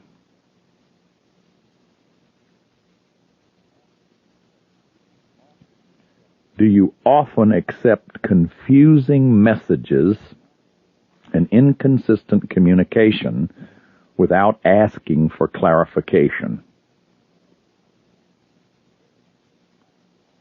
Do you act on guesses and unchecked assumptions, treating them as actual information? Do you feel like you're responsible for your parents' marital problems, or maybe for their divorce?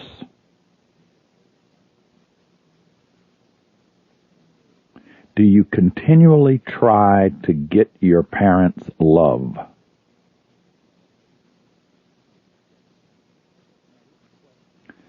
Now, these questions cover a number of developmental issues that occur during the preschool age. 2 friends of mine, Barry and Janae Weinhold, call this the independent stage. They call the infancy stage the codependent stage, the toddler stage the counterdependent stage, and they call this the independent stage. That's a nice way to talk about it. They talk about kids when they hit the school age learning to cooperate as the interdependency stage. And if you remember me talking about how we recycle those 4 stages go through a relationship. We're codependent when we're in love. We're counterdependent when we're fighting out the 2 family systems.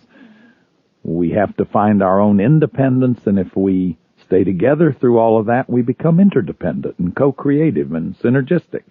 So those 4 developmental stages are really a good way to talk about childhood. And we want to look at the independent stage, where a child is developing their first sexual identity. It's at about age 3. So this stage goes from about ages 3 to 7 or 8. During this stage, a child becomes very curious, asks a lot of questions. Why, Mama? Why, Daddy? Why? You have to be ready for it. And if somebody doesn't really understand that this is rooted in biology, this isn't about pesky, nasty little children. This is rooted in biology. We need to do this. And once again, this is what we should celebrate. They're asking questions. They want to know. They're experimenting. One of the questions they're very concerned about is sex. And they want to know about sex and the difference between the sexes. This is the age where children will often do sex play with other kids. I can remember in Harlingen, Texas, when I was about 5 years old, all of us going into Marilyn's garage, and all of us pretending like we were naked and smoking. I don't know exactly what that had to do, but that's what we saw adults doing.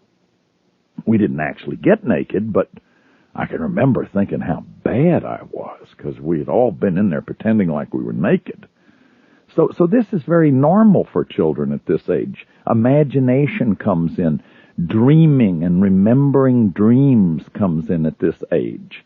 This is an age of experimentation and imagination and forming an identity, forming a belief about myself. And what's very important here is what's going on between mom and dad and what's going on in their marriage. Because the job of parents is to model. So a child needs to be able to see a model between mom and dad, needs to see a male-female balance going on. And so you need a male-female polarity in a relationship for a child to see. It doesn't mean that single parents can't raise their children and do a good job. It just means that in the ideal, it is good for a child to see male-female polarity. A mom can have a life apart from her children. In fact, if you're a single mom or a single dad, that would be my strongest recommendation to you, that you have a life apart from your children. Because your children need to be able to be children. They need to be curious. They need to form their own identity. And often, if a parent doesn't have a life apart from the children will take on mom or dad's life. They'll become enmeshed with mom or dad. I'm going to say some more about that in just a minute. But I want to say a few things about sexual identity and sexual abuse, because this is the age where there is the most common pattern of the onset of sexual abuse, about age 3. Now, I know of preverbal sexual abuse, and there certainly is some of that. But the average onset is about age 3. What a child needs in this stage is parents who have good boundaries, good sexual boundaries. Mom and dad may be liberated and therefore may be into nudity, etc., but their child may not be able to handle that, at least not in the culture we live in. And what's real important at this stage is to pay attention to the child and to notice what kind of signals a child is giving you, like if they're embarrassed. Children need privacy. They need to be able to go in the bathroom and lock the door. They need to be able to have a space, a room where they can go and lock the door. And very carefully and gradually, parents can give them that kind of privacy. Many children have been violated because they have no privacy. And somebody was coming in the bathroom when they were taking a bath, and there was inappropriate nudity in the family, and it was very difficult for the child to handle the adult projection of sexuality. So one of the things that's real important as you come to this preschool stage in doing your reclaiming work is to really understand what sexual abuse is. A lot of people think that sexual abuse is just about physical penetration, and that is certainly sexual abuse. But the data that I have is that occurs in about 1 out of 100 cases. And 1 out of 4 women are sexually abused by age 13 by somebody over 18, and 80% know they're offenders. So there is a tremendous amount of sexual abuse. Icky kisses, icky hugs. When a child feels icky about a parent getting in bed with them, about nudity, about being looked at, a kind of voyeurism in the family, a kind of exhibitionism in the family that violates the child's boundaries, that's very dangerous. A lot of children have been violated in those ways. One of the rules of thumb I'll use is what's going on in the parent. Is the parent in any way being stimulated? And even sometimes a parent who hasn't been willing to deal with their own unresolved incest, say, or their own unresolved sexual issues will be unconsciously seductive. And this is very common in the treatment that I see in my treatment center and that I've seen in my own counseling practice. So it's very important to respect those boundaries and for mom and dad to be working on their own sexuality. Carl Jung once said, the most damaging thing to any family is the unlived lives of the parents. Now, what does that mean? It means mom has unresolved incest issues. They're still there in the family, unresolved. Her anger about what happened to her may be passed on to her son. She may become her daughter's confidant and actually contaminate her daughter's sexuality. In fact, the most important thing in the family is for mom and dad to be working on their own stuff and their own relationship and to have a generation gap. You need a generation gap, which means that the most important person to mom should be dad, and the most important person to dad should be mom. And the kid should know that. When there is no generation gap, the children get caught up in what is called cross-generational bonding. What that means is that the children either get caught up in the family system's need for balance. Let's say mother and daddy both have unresolved sexual anger. Daddy was engulfed by his mother as a child, and he's got a lot of anger about that. Or he was incested. Mother was engulfed as a child by her father, or she saw her mother modeling that women are inferior. They may use one of their children as a scapegoat to sort of keep them together. So the child may act out. That is, they may get in trouble all the time. I know of a marriage where the child became anorexic. And of course, boy, this got the mother and daddy back together when this 13-year-old wound up weighing 62 pounds. And part of the dynamic of that was her taking on the mother and daddy's issue. Another thing that children do is they try to keep the marriage together. So I can think of a woman who became her daddy's little princess. And daddy, who didn't like mama, spent all his time with daughter. But now daughter is being cross-generationally bonded with father. She's become the surrogate wife. This father put her in bed with him at night. He never overtly, genitally violated her, but he violated her. This woman has all the symptoms of a physical incest victim. I think of another woman who was her mother's sorority sister, I call it, but the mother used to tell her how rotten a lover her father was and how awful sex was. And when I saw this woman in counseling, she was acting just like a physical incest victim. And the mother was contaminating the daughter with her own unlived life. I know another mother who used her daughter, encouraged her daughter to have sex at an early age and found out every detail about her sexual life. And when I saw the daughter, she had married her third jet-set male, and mama went on all the trips with him. So mama literally was using her daughter to take care of her own pain and her own unresolved sexual issues. So that's called enmeshment, and that is very damaging. When children are enmeshed, it is life-damaging when children are enmeshed. And how can a child develop their own individuality? How can I know who I am if I'm caught up in being my mother's surrogate husband or my father's little princess or surrogate wife. So for a child to have a sense of identity, they need to see good modeling, and they need to be free to be a child. They need to do what children do. They need to be able to ask questions. They need to check things out. See, a lot of us grow up and we get in relationships and we act on guesses and unchecked assumptions. We're going on some fantasy that we made up, and we just don't even know what to do. We've never learned the language. Like, I had to learn to tell people what I needed from them, and I had to learn to check things out. I had to learn to say, here's what I'm feeling. Here's what I'm thinking about you right now.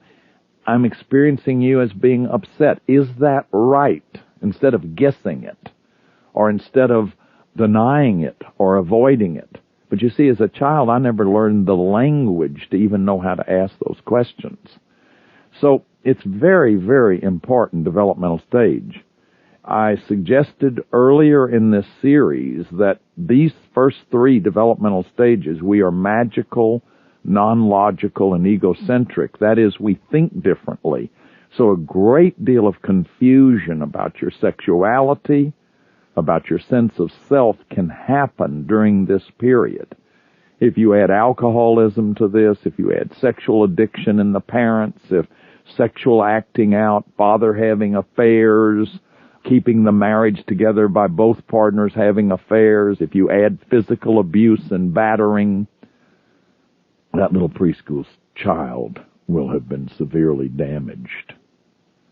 So while you're listening to me, I want you to just stop for a minute and just see what feelings have come up for you.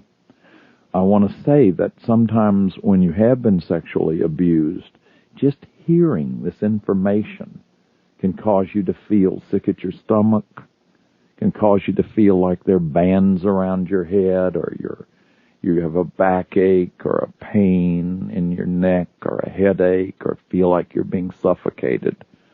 Or you can just feel sad. When you really get it about enmeshment, when I really understood that my dad had abandoned my mom and set me up to be my mom's emotional husband, and that I'd been bonded into her own unresolved sexual issues, it was very sad, and it was very shocking to realize that, and that had cost me 30 years of the inability to be intimate. So that it's not Mickey Mouse. That's what I want you to hear. So I'd like you to just think about it for a minute or so here. And then I'm going to ask you to do something.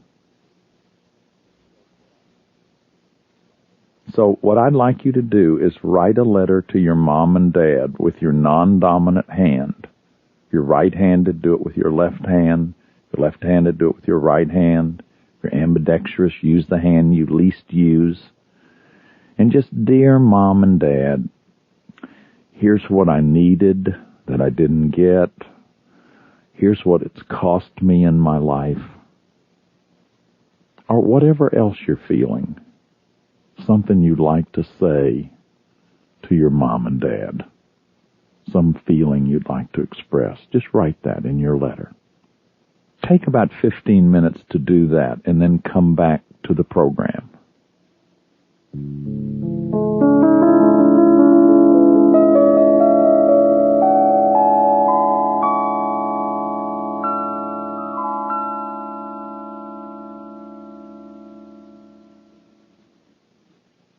Okay, you may be feeling some strong feelings having written that letter.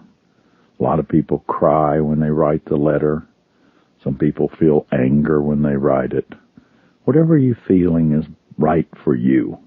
And you may want to read that to your friend or a confidant, or if you've gotten permission from your therapist to do these exercises from your therapist. But that letter is a good way to connect with that wounded inner child inside of you. So what I'd like you to do now is just find that quiet place where you won't be interrupted. Take the phone off the hook. Be sure that you're comfortable throughout the whole meditation. Because what we're going to do now is reclaim that preschool child. And I'd like you to begin by becoming aware of your breathing. You feel okay closing your eyes, close your eyes. And notice the air as you breathe it in and as you breathe it out. And this time, notice the interval. As you breathe in, there's a tiny interval before you breathe out. And there's a tiny interval before you breathe in. Just let yourself focus on that interval.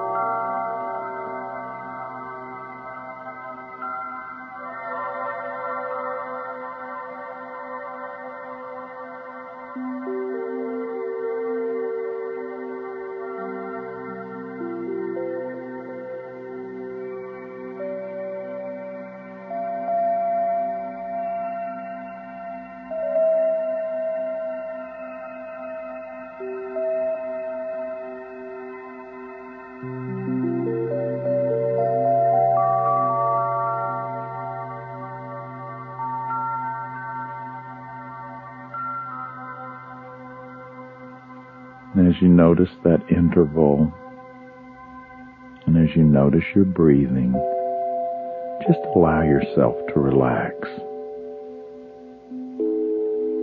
to find those many memories of times when you were relaxing. Maybe sleeping in a chair, or laying out in a hammock, rowing a boat, or sitting in a boat on a calm lake, laying on a beach, feeling a warm sun touching your body, being held by somebody you love, that warm, cuddly feeling.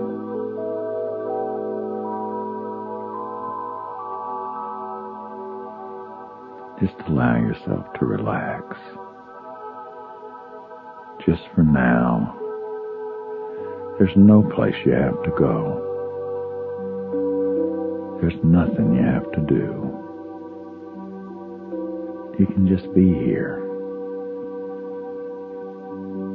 You can feel your connection with the floor, the chair, wherever you're sitting. Maybe you're laying down. Feel the place that you're connected.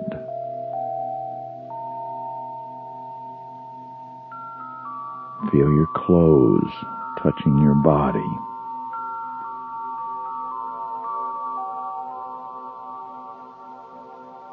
Feel the air in the room.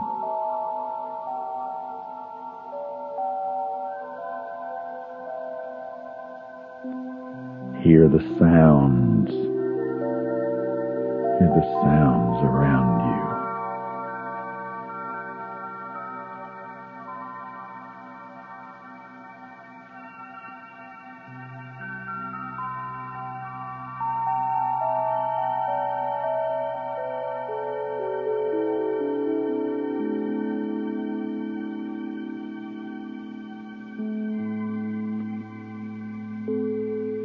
As you hear the sounds around you, just let yourself go back into other sounds.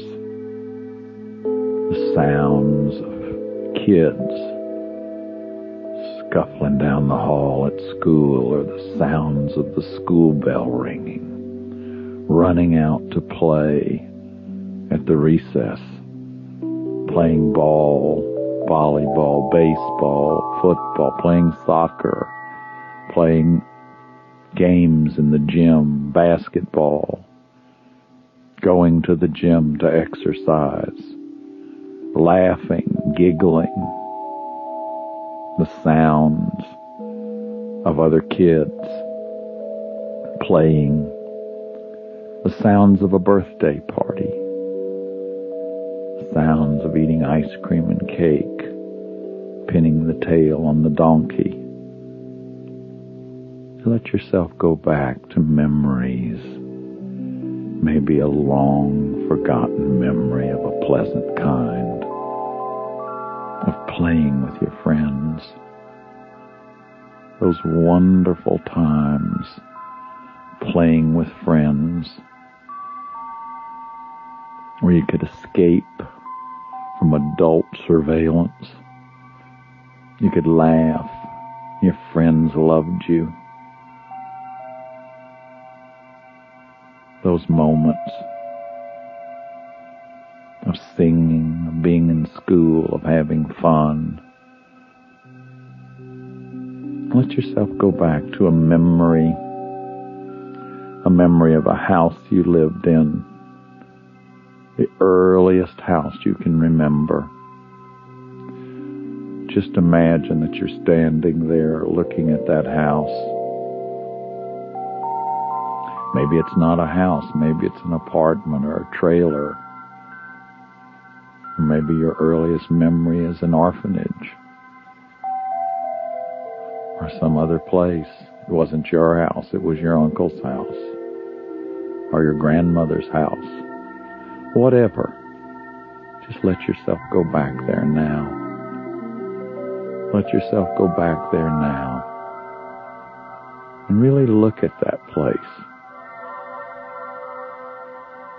Look at the front of it, the windows. Is it cement? Is it grass? Is it in the city or the country?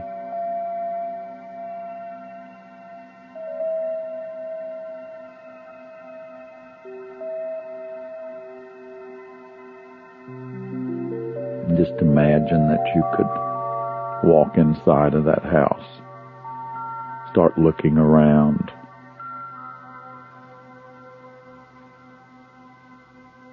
Where would your mother be in that house?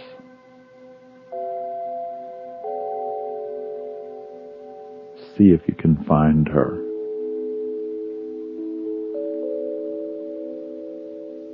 What is she wearing?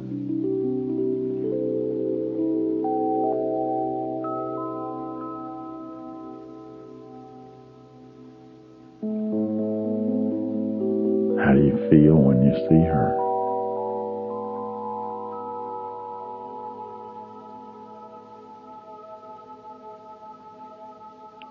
See if you can find your father.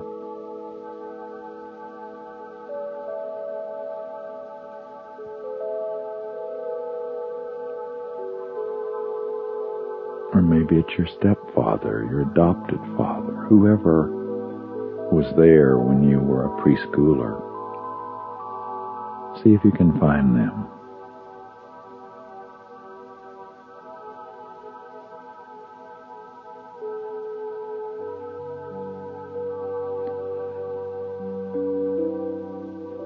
What's going on between your mom and dad, or your stepmom and stepdad, or whoever it is? What's going on? How do you see their relationship?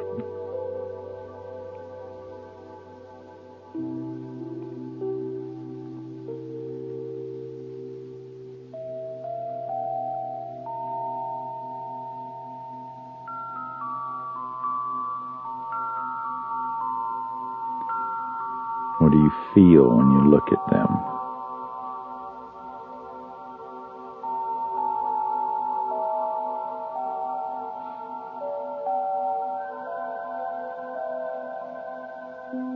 And walk around the house. Walk away from them. Walk into other rooms or other places there. Maybe you had a brother or sister, or brothers and sisters.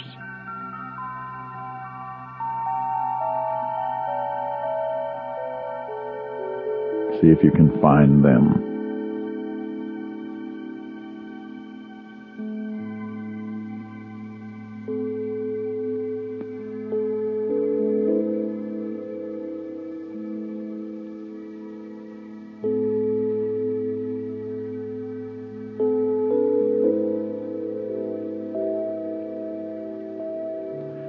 Find the room that you lived in.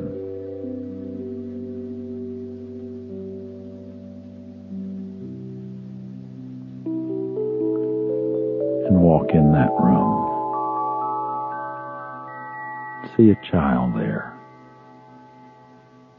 maybe 5 years old, 6 years old, 4 years old. See whatever you see. Little preschool child. What are they doing?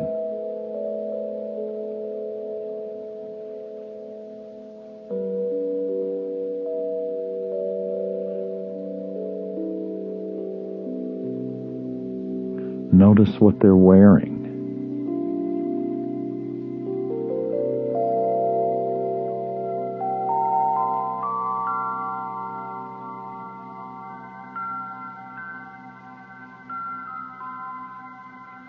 Tell them you've come to be with them, to tell them some important things, to be a part of their life.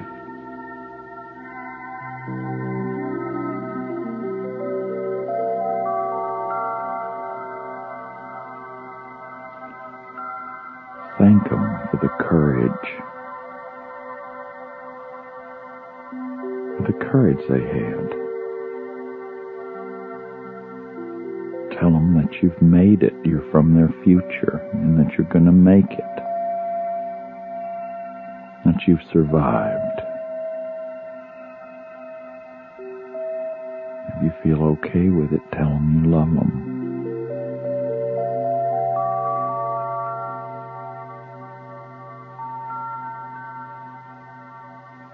And just imagine you could look up and see this grown-up you smiling at you. And hear him say, I love you just the way you are. I love watching you grow. Experimenting, testing your boundaries, finding out your limits. It's okay. It's okay for you to grow and experiment. It's okay for you to think for yourself.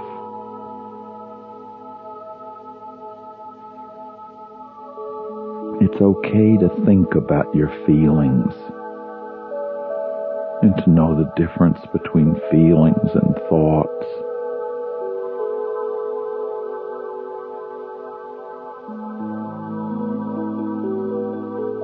It's okay to be curious about sex,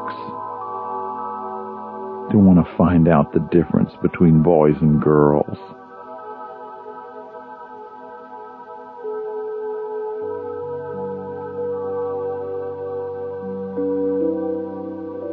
It's okay to find out who you are.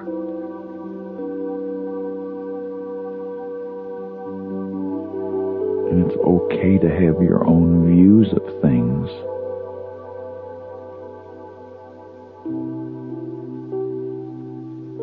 It's okay to imagine. It's okay to imagine things. You have a right to dream. And it's okay to feel all your feelings. You can ask for what you want. You can ask questions if something's confusing to you. You can ask all the questions you want. And you're not responsible for your dad, for his happiness. And you're not responsible for your mom, for her happiness. You're not responsible for their marriage. You're not responsible for their divorce. You're not responsible for your mother's pain or her emptiness or her sadness. You have a right to be you.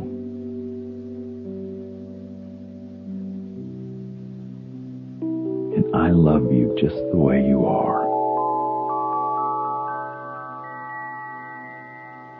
And I want you to be with me, and I want to be with you. We were born together. and we will die together. And I want to take you with me.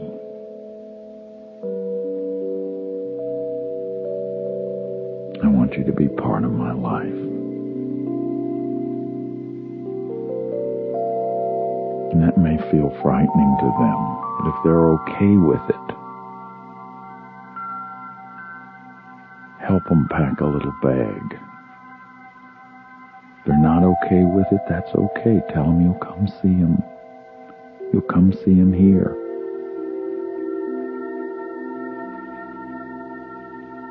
But just imagine that they're packing a little bag and you're taking them by the hand. And you're finding your family. And you can't take your brother or sister with you. But just look at your mom and dad and say, I have to leave now. I have to have my own life. I need to give you back your shame. I need to give you back your anger. I need to give you back your sadness. I need to give you back your emptiness. I need to give you back your disappointments. I need to give you back your pain. And just take the child in your arms and walk out of there. Start walking away from there.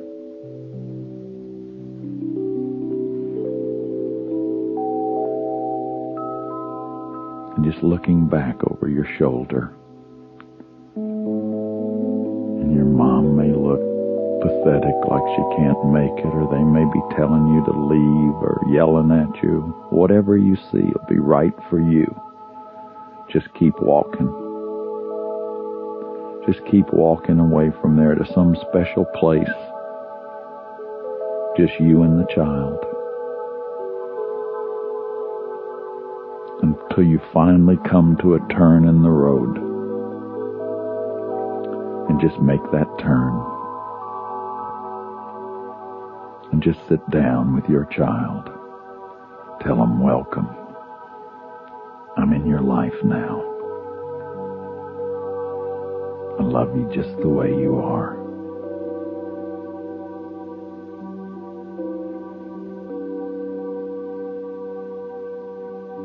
And I can be here for you.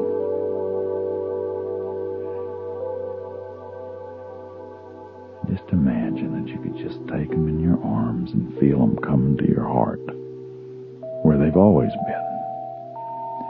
This child is you. This child is your feelings and your needs and your wants and your wonder and your curiosity and your resiliency, your spontaneity, your exuberance. Just feel them there in your heart, connected to you.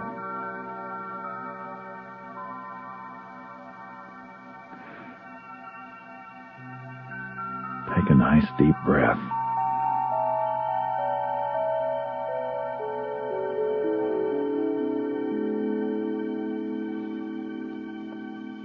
Just realize that this is a connection. This is a homecoming.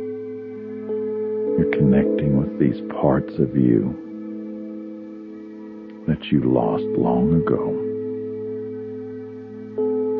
Take another deep breath.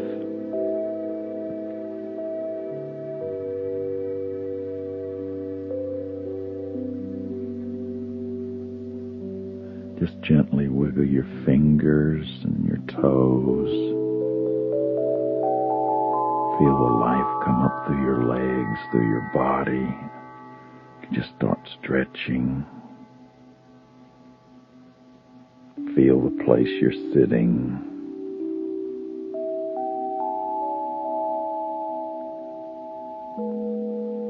And know that you'll remember this for a long, long time.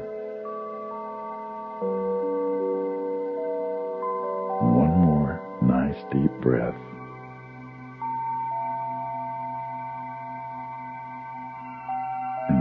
very slowly open your eyes. Open your eyes and look around. Focus on something around you. Realize that you're back in your normal waking consciousness.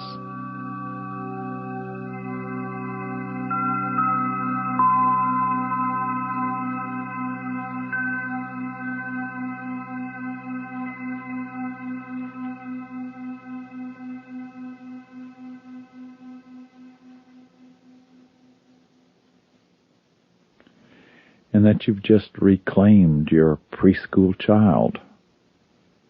You've made a connection. That you've separated from the fantasies of a godlike mother and father that every little child makes. And you may have experienced a lot of sadness if you went away from that home. That's because the child in us makes mom and dad into gods and goddesses.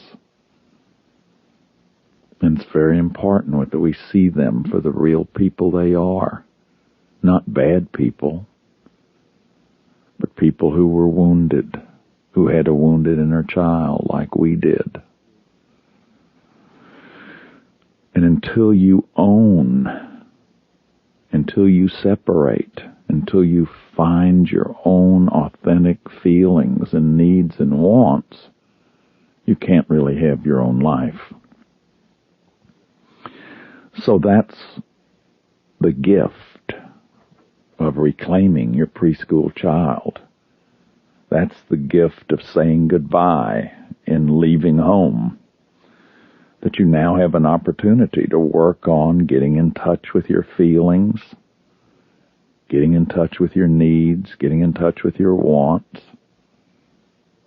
And you can do that. You can take time, just 5 minutes, 10 minutes a day. Sit down with your dominant hand, write, "Dear little," and name your inner child. "Dear little John, what are you feeling?"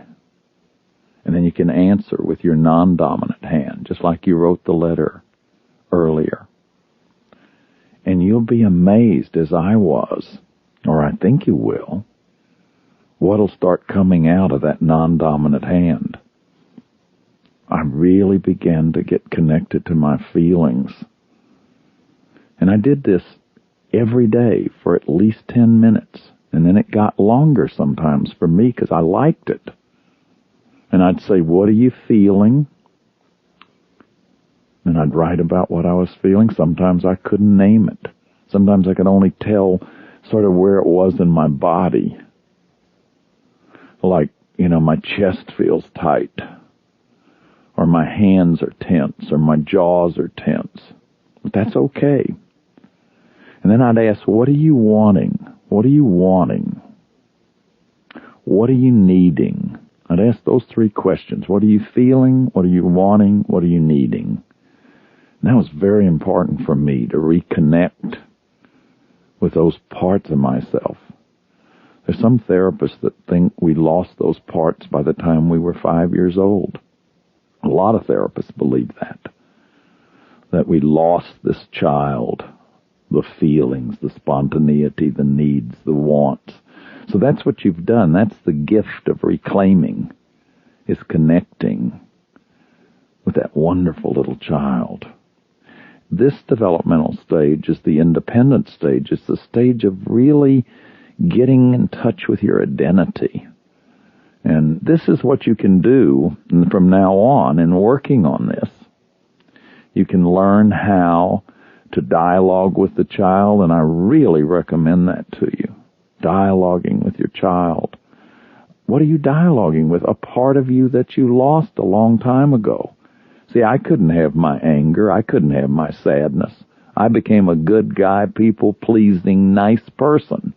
And I had to be that. I didn't know how to be any other way. I was addicted to being nice. I was addicted to caretaking. So that's the good news, that I can learn how to ask for what I want. I can learn how to clarify communication. I can quit relying on fantasies and unchecked assumptions. I can be assertive. I can learn to communicate. And as I've said before, that's the good news, that it isn't that there's anything wrong with me for not knowing how to do that. I just never learned how to do it. It kind of angers me sometimes that I have to learn how to do it at 40 years old, but it's better to learn how to do it than not know how to do it.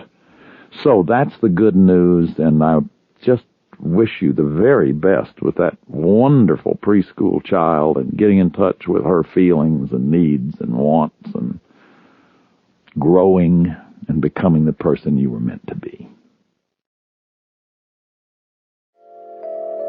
Now, we want to start this afternoon talking about championing this child.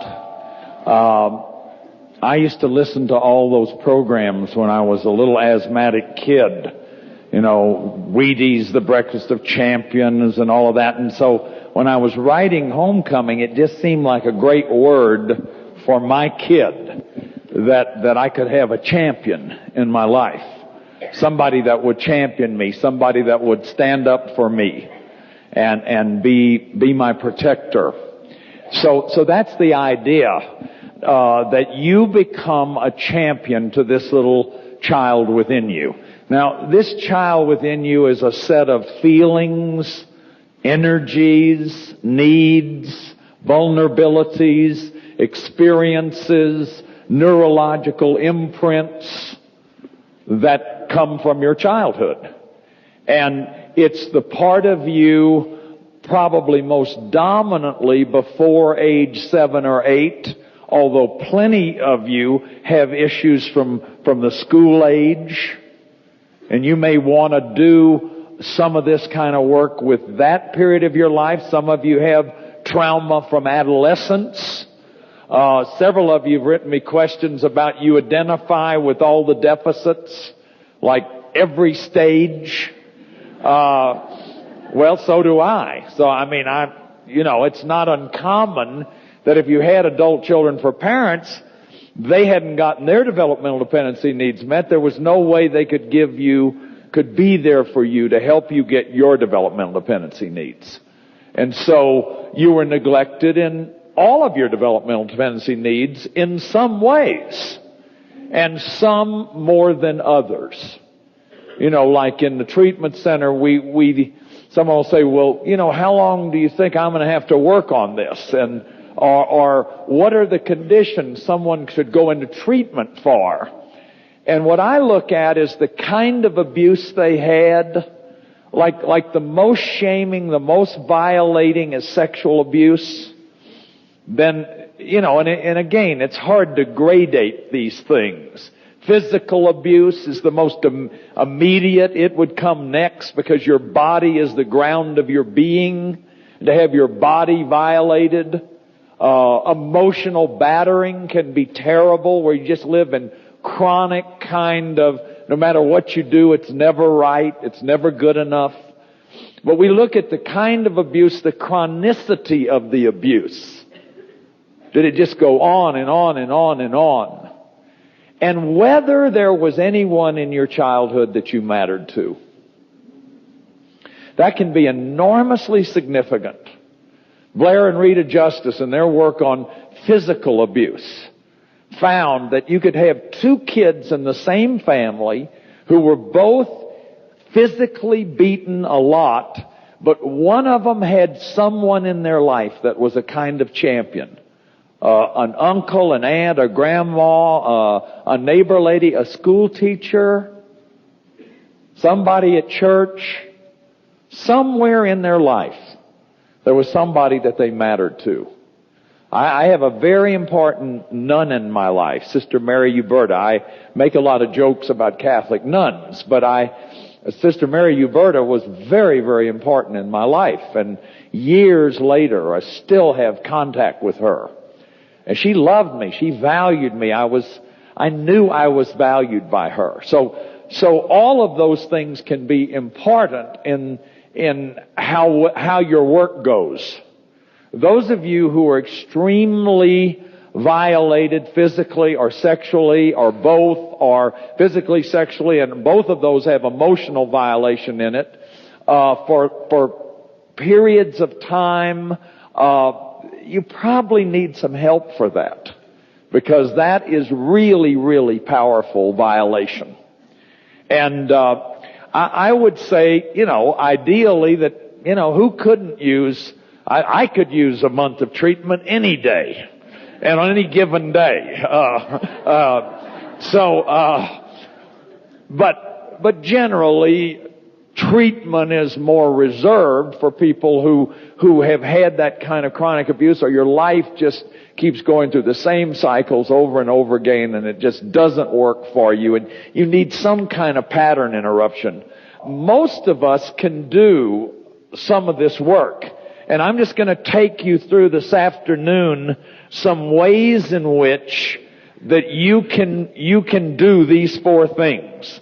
These four things comprise what I call championing the child. Now, what I call the journey to wholeness begins with us taking a look at our wound or our destructive patterns and behavior modifying those patterns. I think that is best done with some kind of group support, and especially if you're behavior modifying an addiction. The phenomena that has been the greatest healing phenomena that we've ever known are 12-step groups. So these kind of groups, behavior modification, finding some kind of support group, that might be a therapy group, or it could be a church or a synagogue group. It could be some place where you can go where you can be accepted and you're not shamed. Then, I believe, comes the feeling work or the emotional work that may be the heavy original pain.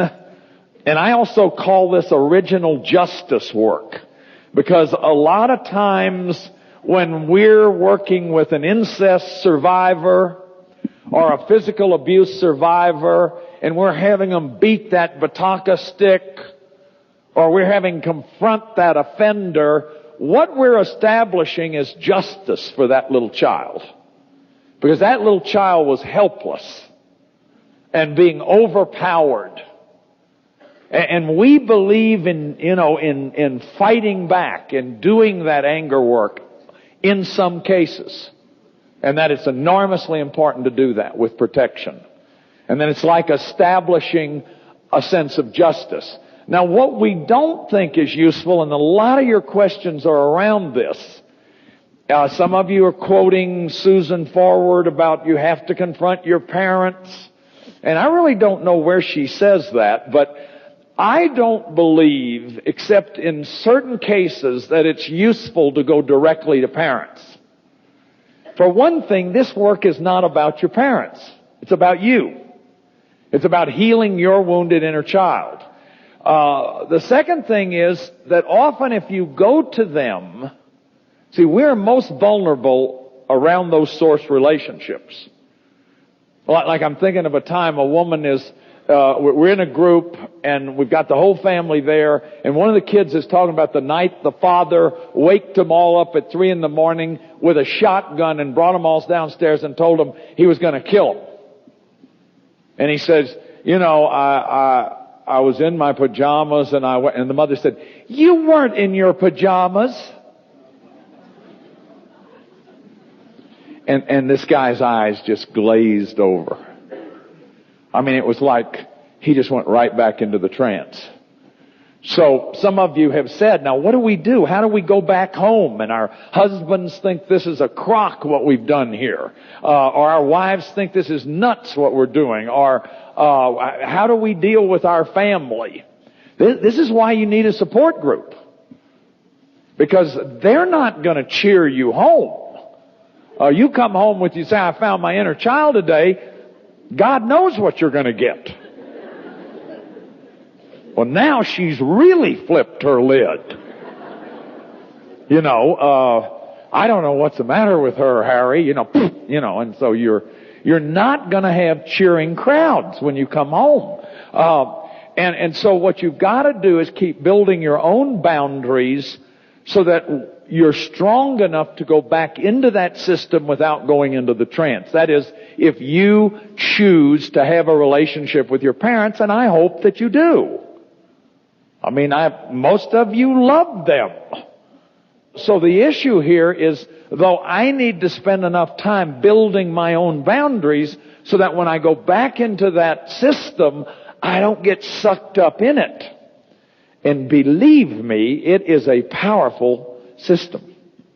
And it is very easy to get sucked up in it. See, we not only were taught loyalty to that system, we were taught to notice, not to notice. We were taught covert rules that were never said out loud, that we became loyal to. We became loyal to the denials in that system, to the lies in that system. And so those systems are very, very powerful. The inner child work is part of this work. It can be something that you do in itself. For some people, it may be enough. You don't have to go do heavy therapy on it. For some who are really been hurt and shut down over chronic periods of time, you may need to go do this stronger therapeutic work. One of my criteria for this work is compulsivity or addictiveness. Let's say you quit your addiction and you went to another addiction, or you quit that addiction, you've gone to another, but you stay addicted. Or you get addicted to 12-step groups. One of you asked about Ram Dass' statement that you can get addicted to. Absolutely you can get addicted. You can get addicted to this work.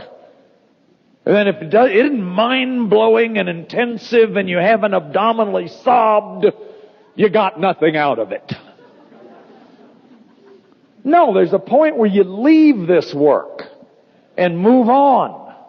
And there's more work to be done, but a different kind of work.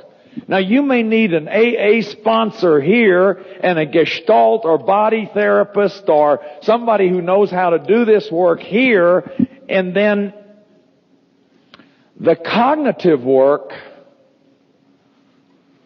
or the corrective work. See, the reclaiming is feeling work. The championing is corrective experience. So the corrective work is like life skills. Learning the things we didn't learn. Having somebody challenge your belief systems can be very useful to you here. Taking an assertive training course can be very useful here. Taking a communication course, very useful stuff. Doing affirmation work, very wonderful, useful stuff. Doing NLP, internal remapping work here, very useful stuff. There's all kinds of a range of things. But it's dangerous to do this if you haven't done this. If you haven't done this feeling work.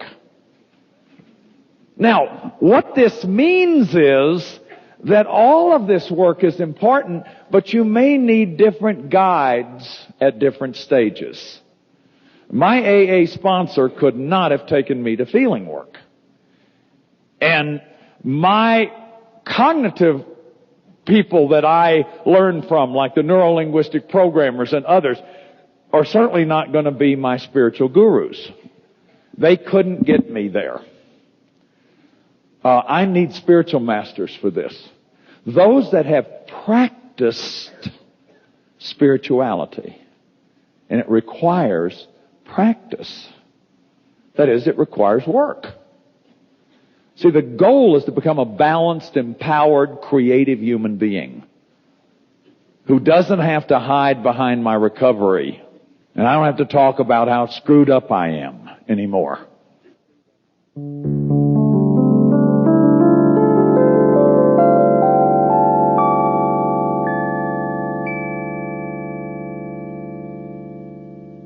One of the exciting pieces of work that I learned some years ago was in a model called neuro-linguistic programming. That's a scary phrase, but what it has to do with is learning that we can reprogram experience. And part of the championing work is using your adult as a new source of potency. If you'd think about this kind of idea, that a lot of things happen to you as a child that if you had had the resources that you have now as an adult, you could have handled those childhood situations a lot better. For example, as a child, I was terrified to express anger. I was terrified to even talk. I can talk now. I have verbal ability now. And I have some sense of being assertive, and I can express anger now. So those are resources that I have now that if I'd had them then, I could have really handled those situations much better. So I want to show you an exercise that you can do that's an adaptation of the neuro-linguistic exercise called the healing of memories, or they call it giving yourself a new childhood. If you just follow with me, I'll take you through a very simple process, and then I'll talk about it a little bit at the end. So once again, get in a comfortable place. Be sure that you're not going to be interrupted for at least 10 minutes here. And be real comfortable throughout this exercise. And start off again by closing your eyes and just doing some deep breathing. Breathing in 1, 2, 3, 4, 5, 6, 7, 8. Hold it 1, 2, 3, 4. And breathing out 1, 2, 3, 4, 5, 6, 7, 8.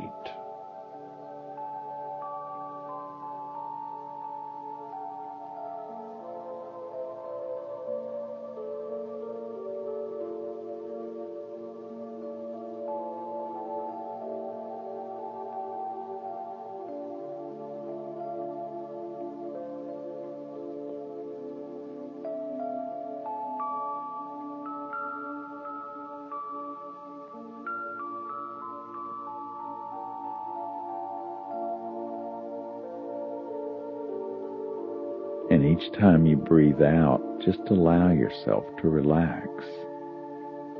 Like if you feel tension in some part of your body, just breathe into that. Breathe into your jaws or breathe into your shoulders and breathe it out.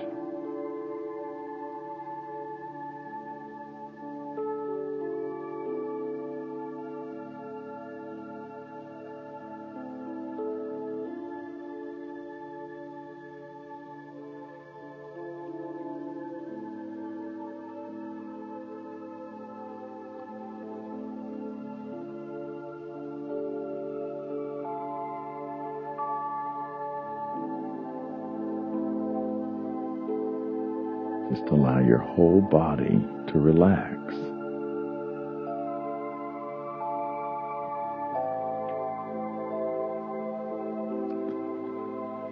And as you breathe in and out,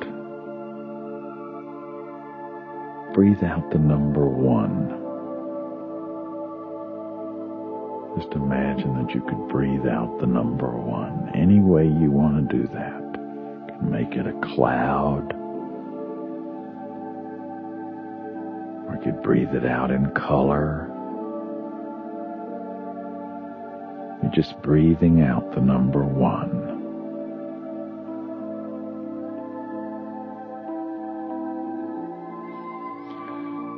And as you breathe it out, just allow yourself to relax, to let go in a way that balances the holding on, your consciousness, keeping yourself safe.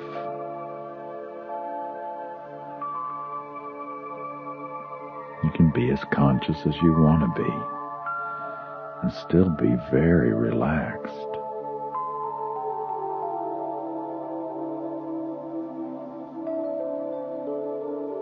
And as you breathe in and out the number 1, just imagine that 1 becomes a door.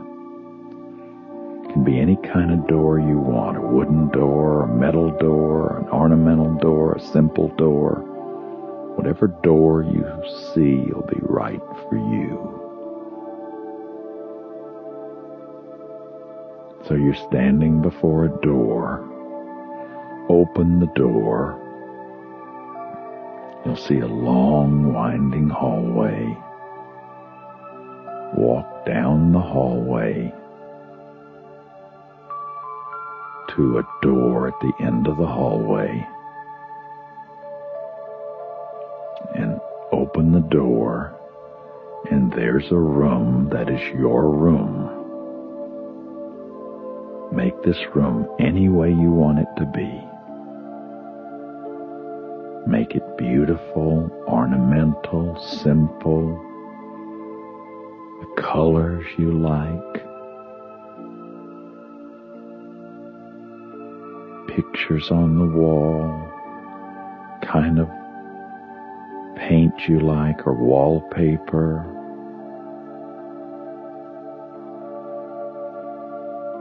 The smells you like, the kind of furniture you like.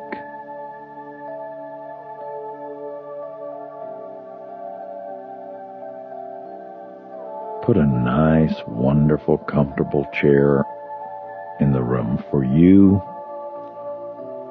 and put a smaller chair for your inner child. And sit down and just ask your child to be with you. In whatever way you experience them as present, just accept that. You may not see them, you may just have a sense that a child is there with you. You're their champion now. And tell them, I'm willing to go back with you into some old memories of times that were hard for you. And I'm willing to be there with you as your champion. I have some strengths that we can use. And ask them to tell you about a time, maybe where somebody bullied them, or their brother got them in trouble, or they got a spanking, or somebody was shaming them. And just imagine as they talk, you could see it on a screen, a television screen. You could see a still shot. You could just see a photograph of that scene. Maybe there's a mother there scolding her child, or there's a father there with a belt, or there's some bigger kids teasing. And as you look at it, as your child tells you about it, think about a resource that you have right now that would really have helped that child. Maybe it's your physical strength. Maybe it's your courage. Maybe you're not afraid to talk to adults anymore. You're not afraid to express anger. So let that picture fade away, and you think of a time when you were using this strength. Think of a time when you were being assertive, or you were expressing anger in a respectful way, or you were saying just what you needed to say. Think of a time when you were doing that, and imagine that you're back in that time. You're actually there doing it. You feel the power of that strength, your anger, your assertiveness. You're telling just what you need to say. And be there in your own body doing it. And as you do it, make a fist with your left hand. Just gently make a fist with your left hand as you feel this resource, this strength that you have.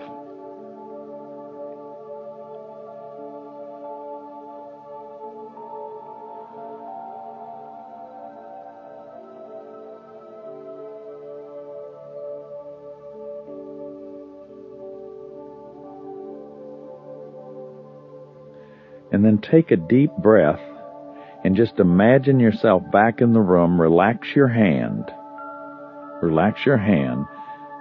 and tell your child, I'm willing to go back into that memory with you and to stand right next to you and to give you this strength. If you're willing to do it, I can protect you. And you need to be sure the child is willing to do it. If they're not willing, you have to go find another memory, because they need to be totally cooperative. If they are willing, take them by the right hand and imagine that you could walk into that old scene, that you were standing there holding their right hand. Make a fist with your left hand like you did before. And imagine that you're giving this child your articulateness, your anger, your strength. And right now, let them tell that person what they need to tell them, or do what they need to do to make themselves feel better, to protect themselves. Keep holding their hand.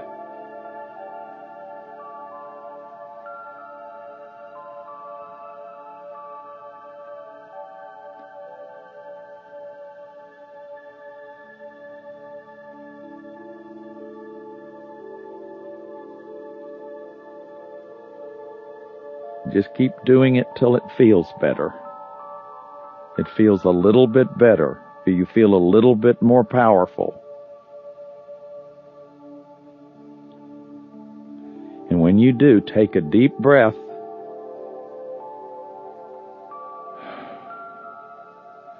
Relax both your hands, and both you and your child be in the room. And turn to your child and tell them what they needed to hear. You're a wonderful little boy. You're a wonderful little girl. That was awful that those kids were bullying you.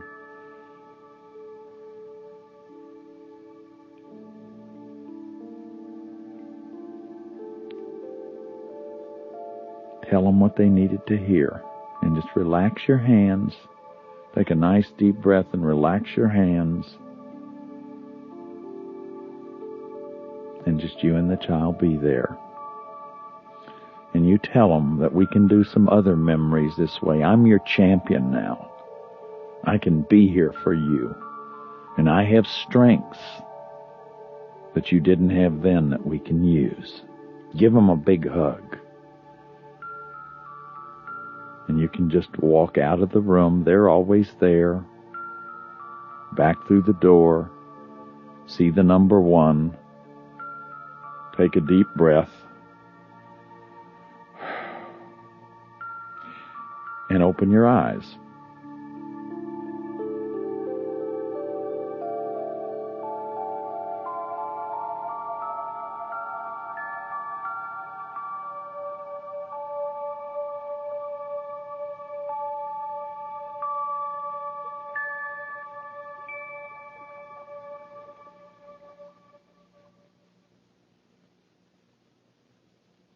So what we've done is we've taken a memory of a strength that you have, and we've put it back in an old memory. We put 2 memories together.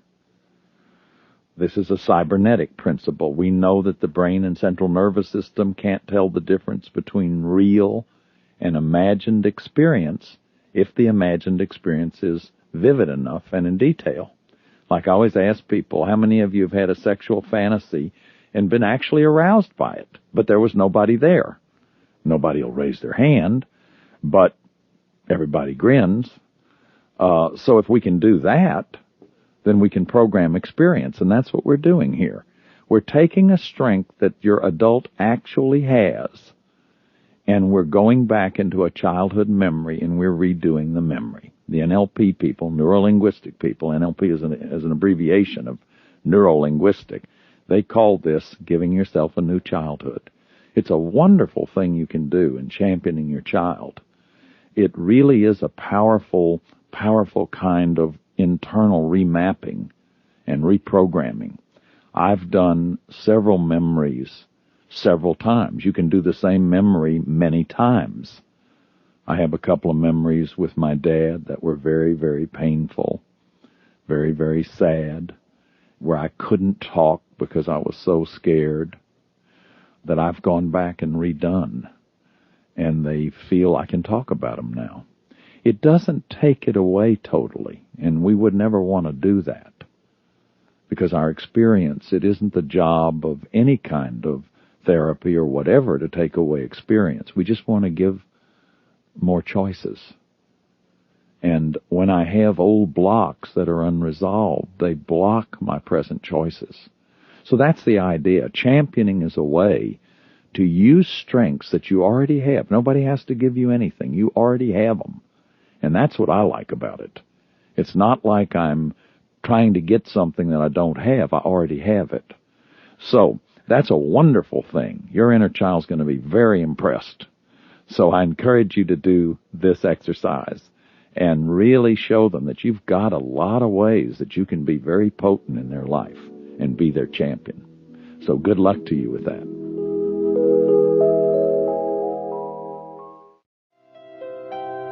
Now, with yourself as a new source of potency, you can start giving yourself new permissions.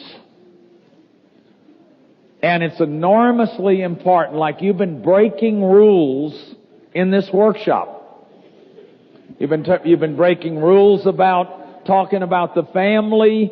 You've been breaking rules about, well, at least the way they were presented to you. Honor your mother and father. That so many people think that if you talk about your pain, you're dishonoring them. And some of you have written me questions, how do you sort of put this together with the commandment to honor your parents? And you see, to me, it's just real simple. This is honoring your parents. What you're doing right now is honoring your parents. My becoming the person that I am, my owning my power, my owning and becoming the person I was meant to be is a way that I very much have honored my father and mother. And for all of you, that's what I would say to you too. What is the point? What is the goal of having a child and bringing them into the world? So that they can blossom and be the person that they were meant to be. In the spiritual place I come from, you are a unique manifestation of God. And so to the degree that you find your difference, the difference that makes the difference, you're shining your light, as it were, so that we can have another way of knowing our Creator. So you're finding you is an enormously holy task. It's a very important task. If I just stay bonded to my mom and dad and stay in the family trance and the undifferentiated ego mass, I never become myself. I never become the person I was meant to be. I go to my death like Willie Loman, never knowing who I was. So you're going to have to give yourself new permissions. And I like Virginia Satir's new rules, what she calls the 5 freedoms. She talked about the freedom to see and hear what you see and hear, not what you're supposed to see and hear. Remember the story of the Emperor's New Clothes, Hans Christian Andersen, where everybody's pretending like he has these beautiful new clothes and he's naked, until one of the kids says, but he doesn't have any clothes on. See, the kid doesn't know yet how to play the game. The kid hasn't been taught yet from the mouths of babes. Ex ore infantium. From the mouths of babes comes the straight words. So the freedom to see and hear what you see and hear. See, in my family system, I quit trusting my eyes and ears. What are you crying about? Nothing. Why are you all fighting? We're not fighting. Ooh, I'm weird. I must be weird. Freedom to feel what you feel, not what you're supposed to feel. Come downstairs in the middle of the night, I hear a lot of noise, I hear them laughing and having fun, I say, I'm lonely. Somebody says, no, you're not. How could you be lonely? There's all these people in the house. I go back to my room going, God, I'm sure weird. I could have sworn I was lonely. See, validation, we've been talking about this. Freedom to want what you want. I always wanted to be a star. I wanted that. I've wanted to make money. I would never let myself think that, though. Oh, my God. Don't think that. That's awful. And I had an aunt that used to, I said one time, someday I want to be rich and famous. And she said, what? That's disgusting. Boy, I'm never going to think that again. I mean, who doesn't want to be rich and famous just for the hell of it? But you see, if it's like you shouldn't want those things. And money isn't the root of all evil. Assholes with money are the root of all evil. Right?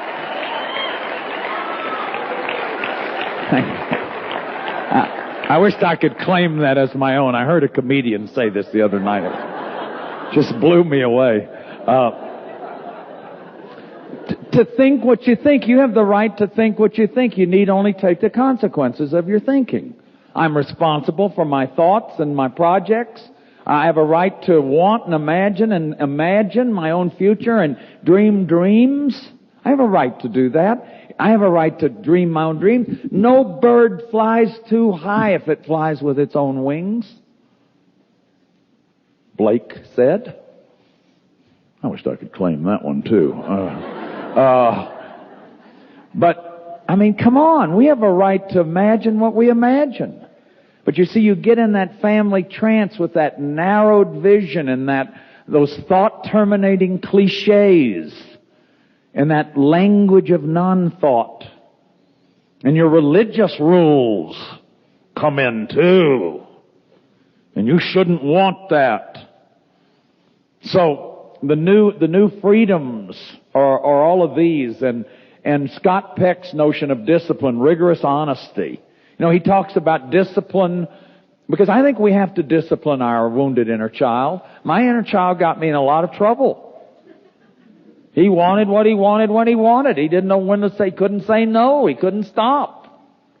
So I need discipline, but Peck talks about discipline as technique to reduce life's suffering. Now, man, I never heard that. Discipline meant something awful to me. But what about discipline as a technique or a series of techniques to reduce life's pain? So, being rigorously honest. Man, I learned that in my program. How great it is to be honest. I mean, rigorous honesty, you don't have to worry about covering up. It just frees you from a lot of double tracking, taking responsibility for yourself, so you're not sitting there blaming and moaning and whining. And my brother and I play golf together, and we have a no whine rule. And the no whine rule is if you start whining, the other guy gets a mulligan. If you're a golfer, you know that. That means he gets a special extra shot. Because it destroys the game. And I'll start whining. Like, I missed a putt not long ago, and I said something like, why do I do anything? It's like, that's a little much for missing a putt, isn't it? I got caught. It cost me a mulligan, too, on that one. Protection, using your adult as a source of protection. So remember I said potency gives you new permissions and protection. Now I've learned that my inner child is present when I'm bored. Like my inner child doesn't like these workshops. He thinks I am boring. Little John. Say, oh God, are you going to talk all day today again? And try to make everybody cry. Tired. Have you ever been around a tired kid? Hungry. When I first went to my 12-step program, they said, don't get too tired, don't get too hungry. See, I didn't understand that at the time, but it's like that's when I'd be the most prone to act out, to drink, in competition. I can remember throwing the cards down with my 9-year-old son when I was losing. Now guess who's present there? Little John.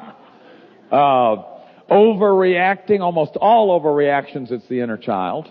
It's a wounded child. Slighted or rejected, woo.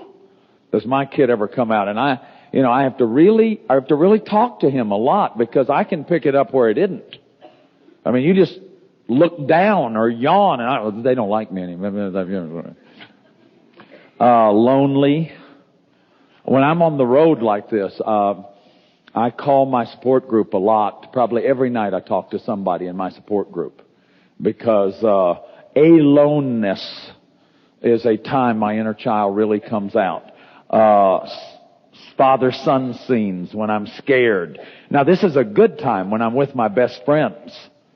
But what I want you to hear is that you got to figure out that there are certain times when you're most vulnerable and where you need to talk to your inner child. Because the scared, lonely, tired, hungry, the child is most prone to come out at those times. Now, I think protection is learning to communicate with the child, and I just showed you a way. Visualizing, going to your room, having them sit there by you, talking to them.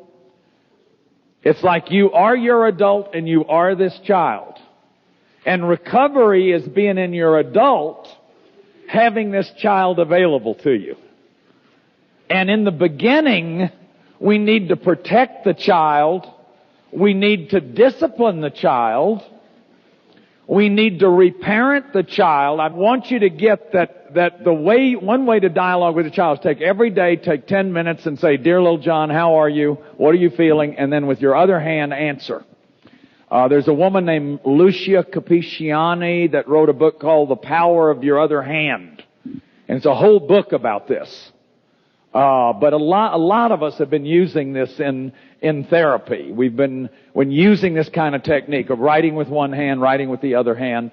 And I promise you, if you do this for a month, you'll be amazed at what starts coming out of this hand. And why do we use the non-dominant hand? Because it feels like a child writing. There's some belief that it gets you into the cognitive state of the child, that it's more right brain than left brain. Nobody's proven that, but it works. So I encourage you to do it. Another hit for a support group. Part of protection can be prayer. It's not for nothing that the greatest healing phenomena for addiction are the 12-step programs, and the 11th step said we sought through prayer and meditation to increase our conscious contact with God as we understand God. I remember when I went into the 12-step group and I was right out of the monastery, and I looked at that and I thought, oh my, what am I getting into? What the hell does that have to do with alcoholism? What it has to do with is protecting this little child and getting this healthy sense of shame. See, Nietzsche said shame is the source of spirituality. Knowing that there's something greater than yourself. Every child knows that. Stroking. Making up your own list of special affirmations. So you may want, I'm glad I'm a girl, I'm glad I'm a boy, I'm glad I'm gay. Whatever your needs are, make yourself a special set of affirmations. I gave you some of the preschool affirmations when you met your inner child. You're not responsible for your mother and dad's marriage. You're not responsible for your mother's loneliness. I am responsible for my own happiness and my own life. It's okay to be me. It's okay to be curious sexually. Some of us need to write those kinds of affirmations. So your special strokes, that's what you need to do. Now, here's some things you can do if you didn't get your infancy needs met. Go get in a hot tub and focus on bodily sensations. This is infancy. Regular massages. Having somebody take care of your body and give you nice massages. See, we need to be sensual. Like somehow I went from, I just miss sensuality. A lot of males have trouble with sensuality. We go for genital. We don't know how to be sensual. So holding and touching. Have someone pamper you or pamper yourself. Get a manicure. Get your nails done. Someone fix your hair. Have a friend that will feed you from time to time. I don't mean all the time. I'm getting ready to start a new job. Hey, Sarah, I'm getting ready to start a new job. Would you take me out to dinner? Would you cook some food for me? See, what do you do with an infant? You feed them. So your infant needs are around feeding. And you need a friend that'll feed you. Not all the time. Wrap up in a comfort blanket, sit by a warm fire, spend lots of time touching and being sensual with your lover. Take long hot baths or hot tubs. Have your lover gently bathe you. I was getting lonely last night when I was...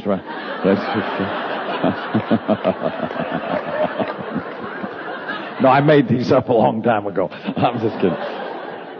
Block out periods of time to do nothing. Ooh. To do nothing? See, I'm a human doing, not a human being. I don't know what to do. Do nothing? Where are you going? Nowhere. I'm doing nothing.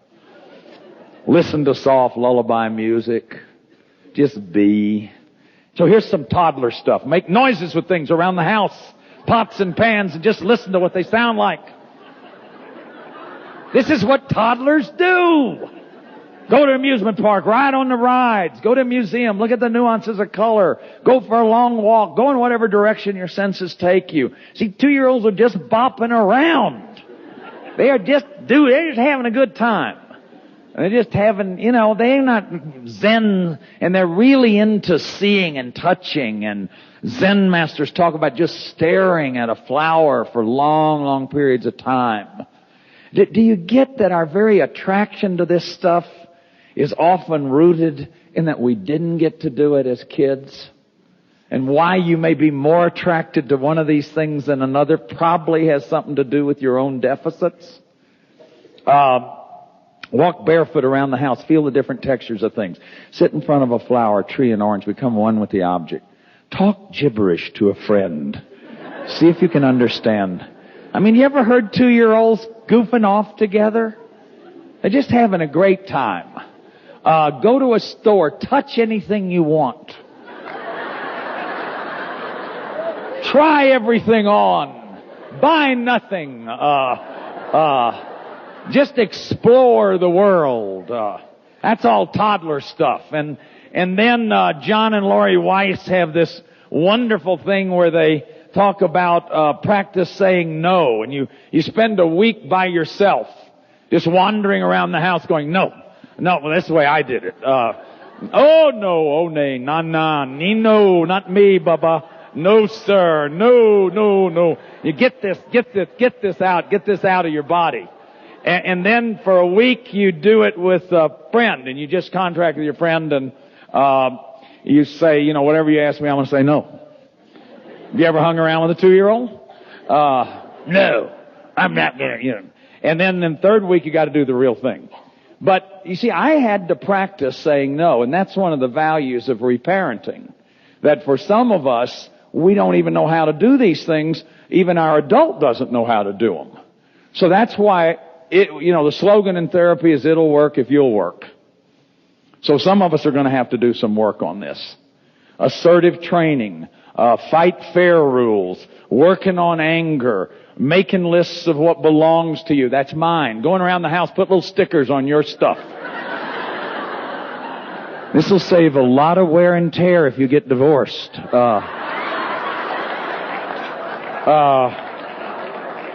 So that's toddler stuff. Now, preschool, practice asking lots of questions, clarify communication, use active and passive. See, a lot of us never learned to listen because nobody ever listened to us. You're too little, they push you out of the way. Kids are to be seen and not heard. I love, when I'm talking to a child, to get right down on their level and get eye contact with them. And let them know. I was talking to Jeff's little girl the other night, and you know what in here, Friday, or when was it? Anyway, the other day, and I was kind of down on her level, and she came over to me and she said, "You sure are nice." I don't know about this. But anyway, take time to think about what you're feeling. See, in this preschool time, We never clarified what Murray Bowen has written so much about, differentiating thought from feeling and feeling from thought. So that you know when you're thinking and you know when you're feeling, and you can feel about thinking and you can think about feeling. That's real important stuff. So if you're feeling, one way to work on feelings, if you're having a feeling, if you become aware of a feeling, exaggerate it. Like if you feel sad, go to the mirror and look in the mirror and make the saddest face you can. And then maybe start making noises like, now, be careful who you're with when you do this. Because, some of the brothers and sisters won't understand what you're doing. But I remember working with Alexander Lowen, who's a bioenergist, who's the founder of bioenergetics. And when he was working with me, he would do that. He would start sort of making those noises, and all of a sudden I'd catch myself. And he's a body therapist. He'd go in there with muscles, and suddenly I'd just be crying. Because you see, one of the ways we stop emotions is with muscles. That's why I do that breathing with you and relaxation with you, because you can get to your feelings better. You can get to your feelings faster. Make growling noises. See, I've had trouble with anger because anger was one of the 7 deadly sins, and you're going to go to hell. And Sister Rogata passed this x-ray of a cancerous lung around the room. Said that's what your soul looks like in mortal sin. And Sister Ida had actual pictures of hell she passed around. Geez, you think it's going to be easy for me to get to anger? So I do wood chopping. Ah! And I scare myself sometimes, but sort of let yourself feel this vibration and this energy. Because remember, this emotion is energy. And practice it. We have to practice it. You can beat the pillow. You can hit the pillow with a tennis racket. Now, there's some anger work that you need to do with help. And you need some real protection, primitive anger work, when you're carrying other people's anger. But there is some stuff you can do just on your own. If you're happy, see, if you have your feeling, your sadness and your sorrow and your fear repressed, your happiness is also going to be repressed. Like I'm hitting sevens in Vegas, standing there, the sphincter, twisting inward. Everybody around me is going crazy, but me. Because I can't get this energy out. Now, this is about 15 years ago. But now I'm screaming and hollering and, my mother in my head saying you're making an ass of yourself, but it's okay. Jump and dance and exaggerate and listen to music and dancing. Oh, man. When I sobered up, I couldn't move my sphincter. It's like at the dance. But now I'm really learning to let go. See, when I was drunk, I used to recite Gunga Din on the bar stools. And, man, could I get into it drinking. And see, that's what the drinking was doing. It was like narcotic. It was relaxing. It was allowing me to have the feelings. So these are just a few of the things. Lots of you have my book on homecoming. There's a whole lot of things in there that are guidelines. They're taken from all the different therapies. In one way, all the different therapies are developmental therapy. Not all developmental therapies, but all the different therapies are touching on developmental deficits. Now, I'm a developmentalist. I believe that when we get and understand these developmental stages, it becomes so clear that there's absolutely nothing wrong with any of us. There's not a thing wrong with any of us. That there's just... We just didn't learn certain coping life skills that would have enabled us to be able to deal with relationships and a whole lot of aspects of life. Our parents didn't know how to teach us. There was no way they could do it. So we learned some things, but we didn't learn a lot of the things we needed to know. Here's the good news. Now, I don't think you can go back and have a happy childhood. It's over and done with. It needs to be grieved. But I think that you can go back and do all kinds of reparenting work. That you can go back and learn all these things, and that you can become a fully functioning person with wounds, but you can still become a fully functioning person. That's the good news. and you've begun it by having that child in your heart, that's the place to begin, that now you can become the champion and the new parent.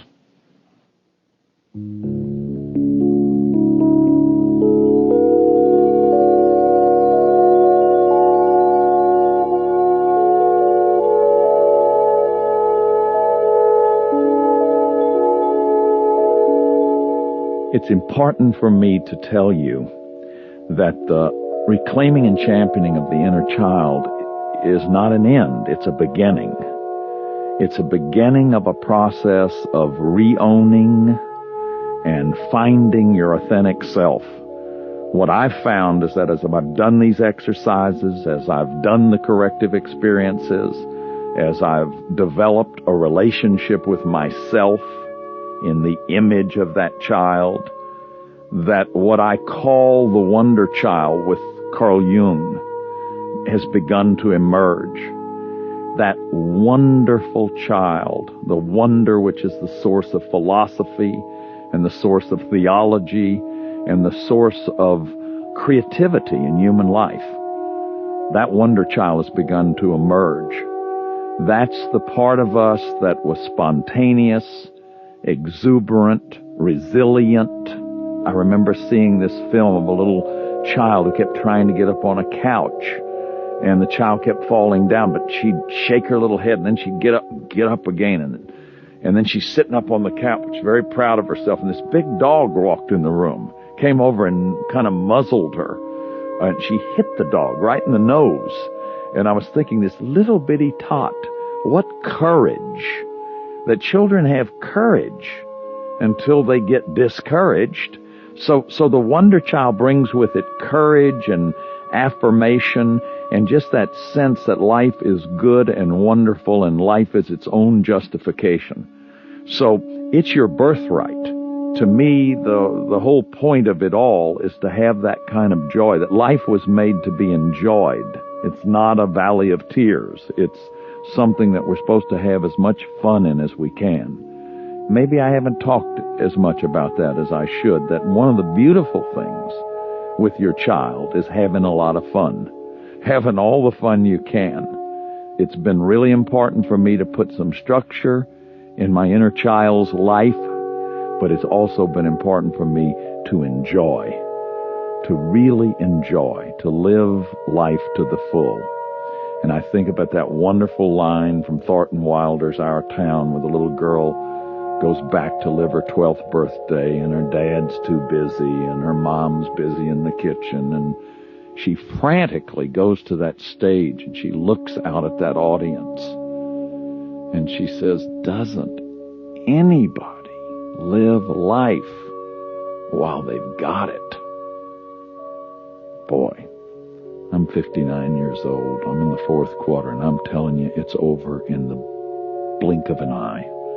And I guarantee you, it's worth living every minute of every day. So I hope that your inner child becomes that resource and that source of creativity and joy and exuberance and resiliency that you really deserve.